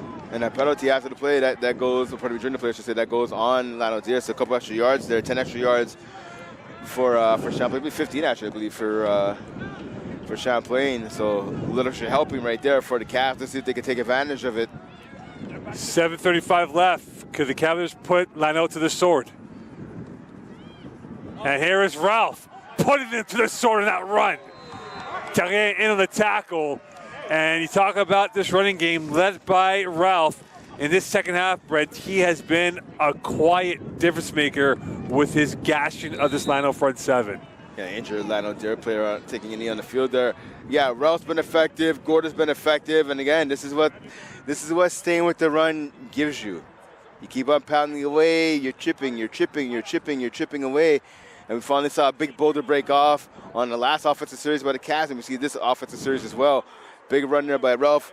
And you see the big man, number 65, and Gabriel, Katarina. He was just pumped up after that run. He was all jacked up. He made his way back to the huddle. 7:08 left. Terrien on one knee. He will have to come out. It's almost become like a body bag game here, unfortunately, for Lanaudière with the number of guys going down, key players going down from start to present. Now, Brent, they can ill afford to lose Terrien, who is probably their jackknife of traits of how he is, Swiss Army knife that is, and they can ill afford not have him back out there. Well, that's exactly it. Listen, Lanaudière, they're at home next week, right? They're hosting Last Place Shawinigan. But, I mean, we've seen Drummondville go from a 1-7 team to being first place in the division right now. We're tied for first. Anything can happen, so Lanaudière cannot take Shawinigan lightly next week. Early movement, and this is going to go against two, and this appears will be against Lanaudière. So 5 free yards, be first and 5 from the 38. Just how the officials, they're like, someone went outside. They weren't really sure who it was. Deciding not to throw the flag against Lanaudière. It's clear, though. We saw the defense cross the line of scrimmage right there. Hence, the offensive lineman moved, and that's usually 10 out of 10 times it's supposed to be at least a call going against the defense for offside. Peterkin, handoff, Ralph, as he was able to glide his way through, and he'll have more than enough for a first down. And this, most importantly for Champlain, will keep the clock moving as we're south of 6:25. That's what you want to do. There's no reason to pass here. There's no reason to pass at all. You want to run the ball and just impose your will and dominate at the line of scrimmage, and that's what the Cavs are doing right now. And speaking of dominance and all that, I shall finish my thought after this play. What's going on right now on the Cavs sideline? First and 10 from the 30 for the Cavaliers. Sassy, the second receiver to the left of Peterkin. Swing. Gregoire. Around 1, around 2, still going. And you can tell he worked out his legs yesterday and got a first down for the home side. And again, this will keep the clock moving once more. And a new set of downs for the Cavaliers as they're now inside what should be around the 12-yard line or so. So I said just a moment or two ago that, the 12-yard line, pickup of 18 yards right there by Gregoire. I was saying there's no reason for the Cavs to pass. So, okay, so they did a swing pass to Gregoire. That's basically a long run right there by Emile Gregoire. And again, you want to keep your best players happy, so he hasn't touched the rock in a little while. So a nice little catch and run for him. Peterkin. Handoff, Ralph. Game, set, match. Champlain. Again, the offensive line doing their thing up front, creating a big hole for the running back to go through. Ralph could have walked into the end zone pretty much untouched. Great job again at the line of scrimmage by this Cavaliers offensive line. I was going to say 2 plays ago, what I was noticing on the bench, we saw 2 defensive leaders, Charles Antoine Blanchard, number 11, number 9, Sam Hurtubise. They were firing up their team on the sideline, talking to the defense, saying what a good job they did, obviously, on that last drive right there to get the INT. You can imagine the excitement right now, right below us on this Cavs sideline after that touchdown by Ralph. And the extra point attempt is good. 28-7 lead, and Champlain on their way to victory over Lanaudière, and this will be a first of first as they'll get their first ever win over Lanau on this field in their history with this opponent. Yeah, that's exactly right. I mean, since Lanau joined Division III all the way back in 2016, Champlain has not beat them here. They've won over there a couple times. Yeah, that's exactly it. But right now, actually, Lanau has a 2-game winning streak over the Cavs, right? The last time the Cavs beat Lanau was in week 2 of the 2022 season, the 17-14 win against Lanaudière. So obviously the Cavs looking to snap that streak. And for Lanaudière, they'll have a week to consider, reconfigure their lineup, and the biggest question will be who will be the quarterback for this team moving forward. Unfortunately for them, they don't have the answer today. They've used 3 so far in this matchup, and they've only come up with 7 points. Yeah, I know Lanau sweeping the 1 game between these 2 teams last year. And now a chance to return this ball back. And this will be brought down at the 38-yard line. And now for Champlain, as we're south of 5. Could this defense continue to play eloquent as they've done so far today, Brent, with a few INTs against this Lanau offense? We're going to have to, right? I mean, listen, this defense has been great. You talked about the INTs. I'm also going to point out the fact, again, they pretty much shut down the running game, except for a couple plays here and there. But they've also, one thing they've been lacking, even going back to last year, was a consistent pass rush timeout called by Champlain. Late substitution there. The Cavs, they've gotten home a couple of times, got a couple of sacks here. But even when they haven't gotten home, they've at least applied pressure. We've seen a couple of these INTs thrown and just bad passes in general due because quarterback hits. So you're not always going to get the sack. The sack is sometimes, usually it's just a cherry on top, right? It's a cherry on top of the icing. But the ability to get home and to hit the quarterback or to cause the quarterback to get rid of the ball quicker, that's one thing the Cavs are doing a lot of here today. With 4:43 left in this fourth quarter, the winds very strong. And the winds are picking up as well. It is very strong right now, the winds. And right now, the winds have been blowing in favor of the Cavaliers. And chance here for Rochelot to make this a respectable scoreline. 1st and 10 from the 36. Rochelot going center field. Blanchard picked off, flagging the play, and now Blanchard is on the run, still going. And will this be in favor of who in this call? And the frustration starts to boil for Lanau. And this utopian world for the Cavaliers, it's been all their defense so far this afternoon. It's a good pick there by Blanchard. He read that ball the whole way. He dropped down from a safety position, saw that ball the whole way. So the INT is going to stand here. And you see the excitement by number 11 making his way to the sideline right now, being mobbed by his teammates. Cavs ball, 4:32 left in this one. The Cavs just have to run off the clock and look forward to next week. So a big INT there by this Cavs defense. And again, they've been aggressive. And this aggression has really helped them out here today, this afternoon. Lanau has no answer for it. And I believe that's now INT number 4 for the Cavaliers today. Yeah. 2 from Tetreault, 1 from Blanchard, and 1 from Cardinal in the end zone. And that might be the swing moment in that matchup, Brett, when you think about it. And here's another run, and the first carry of the day for Champlain, that run here. But you think about that play, Brent, right? The botched punt that went for 7 yards. Lanau has the ball at the 1 or at the 5-yard line, whatever it was. Next play, you throw an INT. Champlain comes back, drives down, scores the go-ahead touchdown, which will be the eventual game-winning touchdown by Frederick. And they have not looked back since then. No, they haven't. Again, one mistake made by the Cavs worked out. as they were able to produce a mistake made by Lanaudière, and as you mentioned, haven't looked back since then. Hand off again, and chopped down at the knees is Gerard. And this will be a 3rd and 2 coming up here for the Cavaliers on this Sunday afternoon. And this will be approaching towards the 3-minute warning. They don't have to run off another play yet. As Frederick and Gregoire go off, this will be a 3rd and 3 from the 47.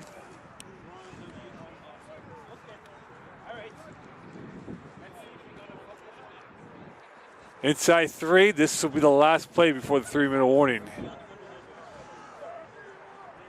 For Lanaudière, they're starting to white-knuckle their hand on the turf to try to stop this 3rd down and force a punt. Peterkin, and incomplete, intended for Sassy. 4th down coming up. 2:39 left, and you would have to imagine Champlain will punt the ball away and have Lano travel the distance to score points. Well, that's exactly what they're going to do here. Even if Sassy would have been able to come up with that grab, he wouldn't have had enough for the 1st down, so that play would have resulted in a punt right away. I'm looking right now on the sideline. So Jaden Edshow, when we were coming back to the booth here, coming back to the broadcast area, he had crutches, so he's ditched the crutches right now. He's walking, obviously with a noticeable limp, but the fact that he's ditched the crutches and he's up there celebrating with his teammates, that's promising signs that he potentially won't have to miss any time. Again, big game next week down at Victoriaville next Saturday for the Champlain Cavaliers. And that's a big one, Victoriaville and Champlain. And that could be for maybe one of the home field spots for either side. Well, I mean, after today, right, it's going to be between Drummondville, Victoriaville, Outaouais, and Champlain right now, because this win will put them in the playoffs, the last playoff spot. And for Lanaudière, having a home playoff game might be a mountain to climb now in trying to get back, and that is a shank punt. And I'll take a bounce for the Cavaliers. And this will be a flag, no yards on the play. So Lano will be spared the blush, and they will have some freebie yards. So as I was saying before, Lano might not finish top 2, and we'll aim for 3rd or 4th place for the Cavaliers to keep their top 2 hopes alive with a critical game coming up against Victoriaville next weekend. Yeah, again, this is a critical game here right now, right? You look forward to next week. Like I said, Victoriaville is hosting, the Vulcans are hosting the Cavaliers next week, so that's going to be a huge matchup, right? Victoriaville 1-0 right now. I'll finish my thought in a second. Actually, 1-1, I should say, pardon me, right now. Another handoff and a spin move, and now we'll get another yard or 2 out of that one. And that came courtesy of Laurando, his first carry of the day. And with 2:20 left, Alexander Fox perhaps waving the white flag on this Sunday afternoon. The air of resignation very evident on the Lano bench. As Dulac back in at quarterback. Another high snap for Dulac. Firing a pass through, that is caught around 1. And down towards the near side is Gorgou as he gets himself a 1st down inside the Champlain end of the field. Yeah, no quick there in Gorgou, able to shake a couple of tacklers right there and pick up more than enough for the 1st down. Good effort by him. And Champlain doesn't mind giving up these yards because that means the clock is rolling. Another high snap and a botched play, and somehow around the sack, opening up for Terrien, who was caught in 2 minds and dropping the ball. And that was a science experiment that went bad from start to end, Brent. And that was not what they wanted. Dulac botched it, and Terrien dropped it. So I'll tell you about big number 94 there, Mathis. Boursier, he's going to hear about it for his teammates on the sideline. He had a sack right there. He just couldn't wrap up the quarterback. And the Cav sideline, smart play over here, smart call there by the coaches, yelling at the players to be quiet. They were giving Terrien the business on the sidelines, yapping at him for dropping that pass. Low snap, quick fire, that's caught. And this will be close enough their 1st down. Caught by Paquette. Isaac Paquette's first catch of this 4th quarter. and the clock will continue to roll once the ball is placed and ready to roll. So right now, this is a stat padding time, pardon me, for a lot of these players here on the field. Let's see who can make a play. Dulac, near side. That's caught first down and more. Should have gone out of bounds, and tackled inbounds is Paquette. And that will continue the clock to melt away with 1:25 left. And timeout called by the Cavaliers, which they want to slow down the momentum picked up by Lanaudière. Yeah, good tackle in the open field by big number 51 linebacker there for Champlain, and Nick Kokoluzzi. Kokoluzzi, big tackle right there. Again, some of these backups now getting some time on the field. This is going to be valuable playing experience for them, building towards, later in the season, obviously, and into the future. Obviously, football being a next man up mentality, you never know when your number's going to be called. So getting these reps here are pretty important for both sides. So 1:25 left. And again, that timeout was courtesy of Champlain. Lano is ready to roll, so you would have to imagine once this timeout is done, the referee blows it in, we're going to get a quick snap and away we go. Ciroli Trahatos, again, the defensive coordinator, to give me some last-minute instructions to his team. Again, you're right, Mo, probably using the timeout to slow the momentum down. Also give the Cavaliers defensive time to catch their breath for a second and come up with a new form of attack. Dulac going, end zone, open! Incomplete, too much depth on that pass. And now it's intended for Paquette once more with 1:18 left. Yeah, Paquette was wide open. Paquette pretty much burned the corner there in coverage. But again, that's Dulac. And I talked about it during the last offensive drive for Lanaudière. Rocheleau, despite his mistakes, he's the better quarterback between the two. He needs to be in there, but he has a stronger arm. It's pretty much what it is as well, right? We saw Dulac to struggle to get the ball where it needed to be, not just strength-wise, but accuracy as well. Dulac, 1:18 left. Can they mastermind something here? Same area, same result. Incomplete, intended for Paquette. It was a great spiral right there, but I mean, it was nowhere near the receiver, and the receiver was open. He was in between two defenders. The quarterback has to put that ball right on the spot, right there, right on the money, and unfortunately, Dulac is not able to do that. Not saying it's lack of effort again, it's just a lack of arm talent. And for right now, for Lanaudière, they're down to their last two plays of the game, unless otherwise. 1:12 left in this ball game. Dulac looking towards his left, stepping up towards the left, and he will throw one that is caught in a sea of body, and that is going to go enough for a first down inside the goal territory, and caught by Gorgou once more. Yeah, good catch by Gorgou.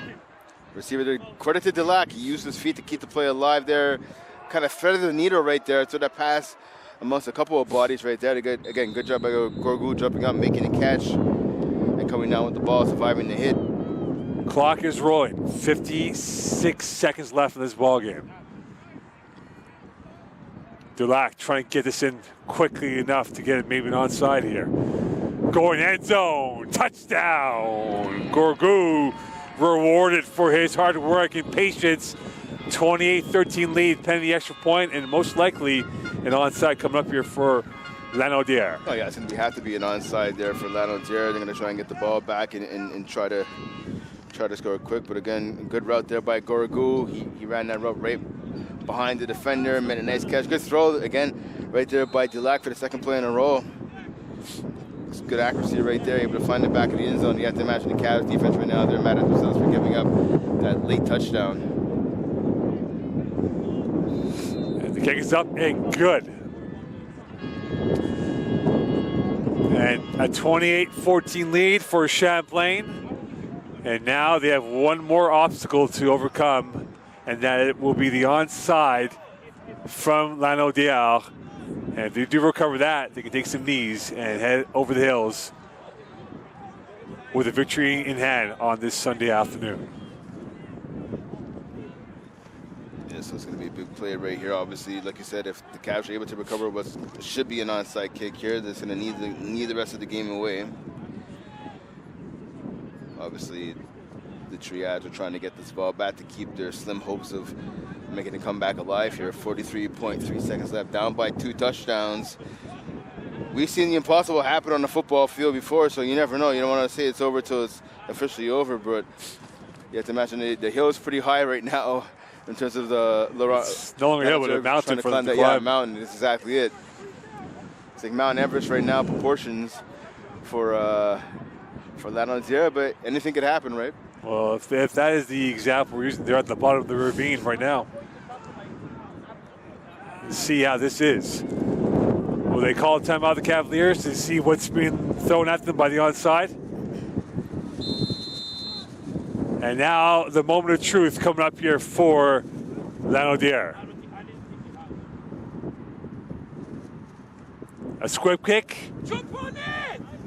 Yeah, it's not more than 10 yards.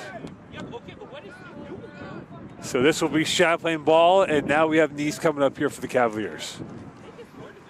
Yeah, so the idea was good, but the execution was not there for Lanaudière. Saw the kick there by the kicker number 21, Felix Duquette, but again, it has to go at least 10 yards before the kicky team can jump on the ball to get the onside kick. We saw that right there, the ball went 7, maybe 8.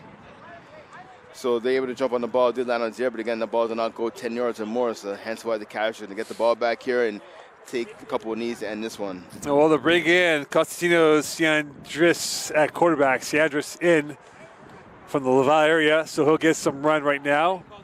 Sauvé, flag on the play, and that will stop clock. And again, so Sauvé in the game, I mean, he's played a lot of different positions. One of the Swiss Army Knights of this team. Not sure why Champlain is not just taking a knee here, but I mean, it's again young guys, especially in the quarterback that you talked about, Mo. Young guys getting some reps here.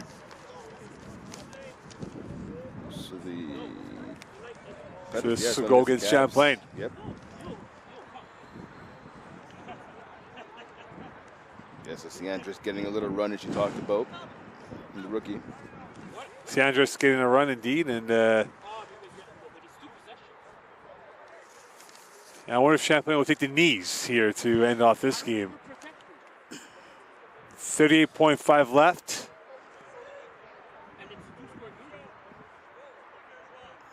So the penalty has been canceled, and now they will maintain what they had initially of being a first. No, I think it's second down. I see the officials going to get together here and just make sure everything is all on the up and up, straighten everything out here. We're a little confused as well. So this, on the scoreboard it says 2nd and 15. Unless they've accepted the. But that can't be. If it's a procedure call, the play shouldn't have ever happened. Well, that's exactly it. It should be 1st and 20. Or 1st and 15. First 15, pardon me, against Champlain. So now will Champlain take the knees, or they will play the clock out? The clock is rolling here, so. Looks like they're gonna keep on playing. Handoff, Sauvé.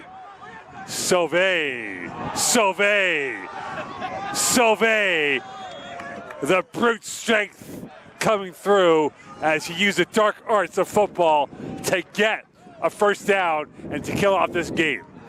Sauvé, I don't know about the dark arts, but Sauvé looked like little Derrick Henry right there, trucking people to the left, trucking people to the right, trucking people in front of him. He knocked out about 2 or 3 would-be tacklers right there. A huge pickup by the big man there. A 21-yard run by Tyler Sauvé. Zamir White 2.0 over there on that play. And now, this will be the last play for the Cavaliers.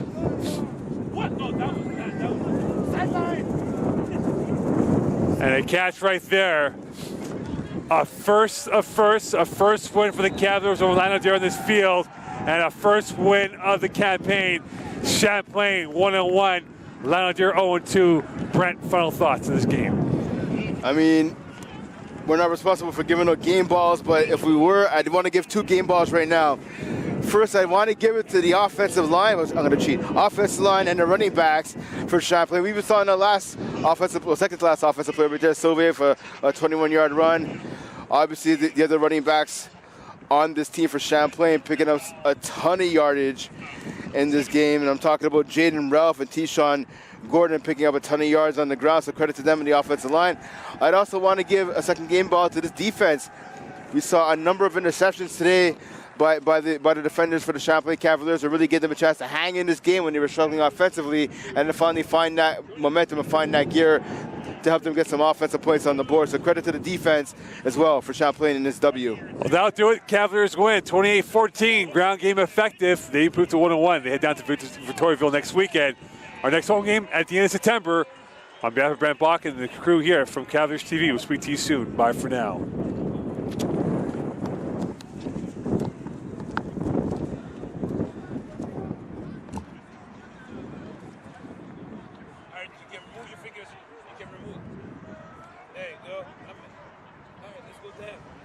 All right. Let's see how much further see I got this truck.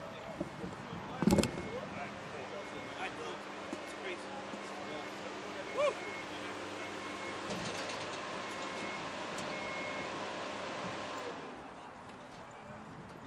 There you go. All right. You guys can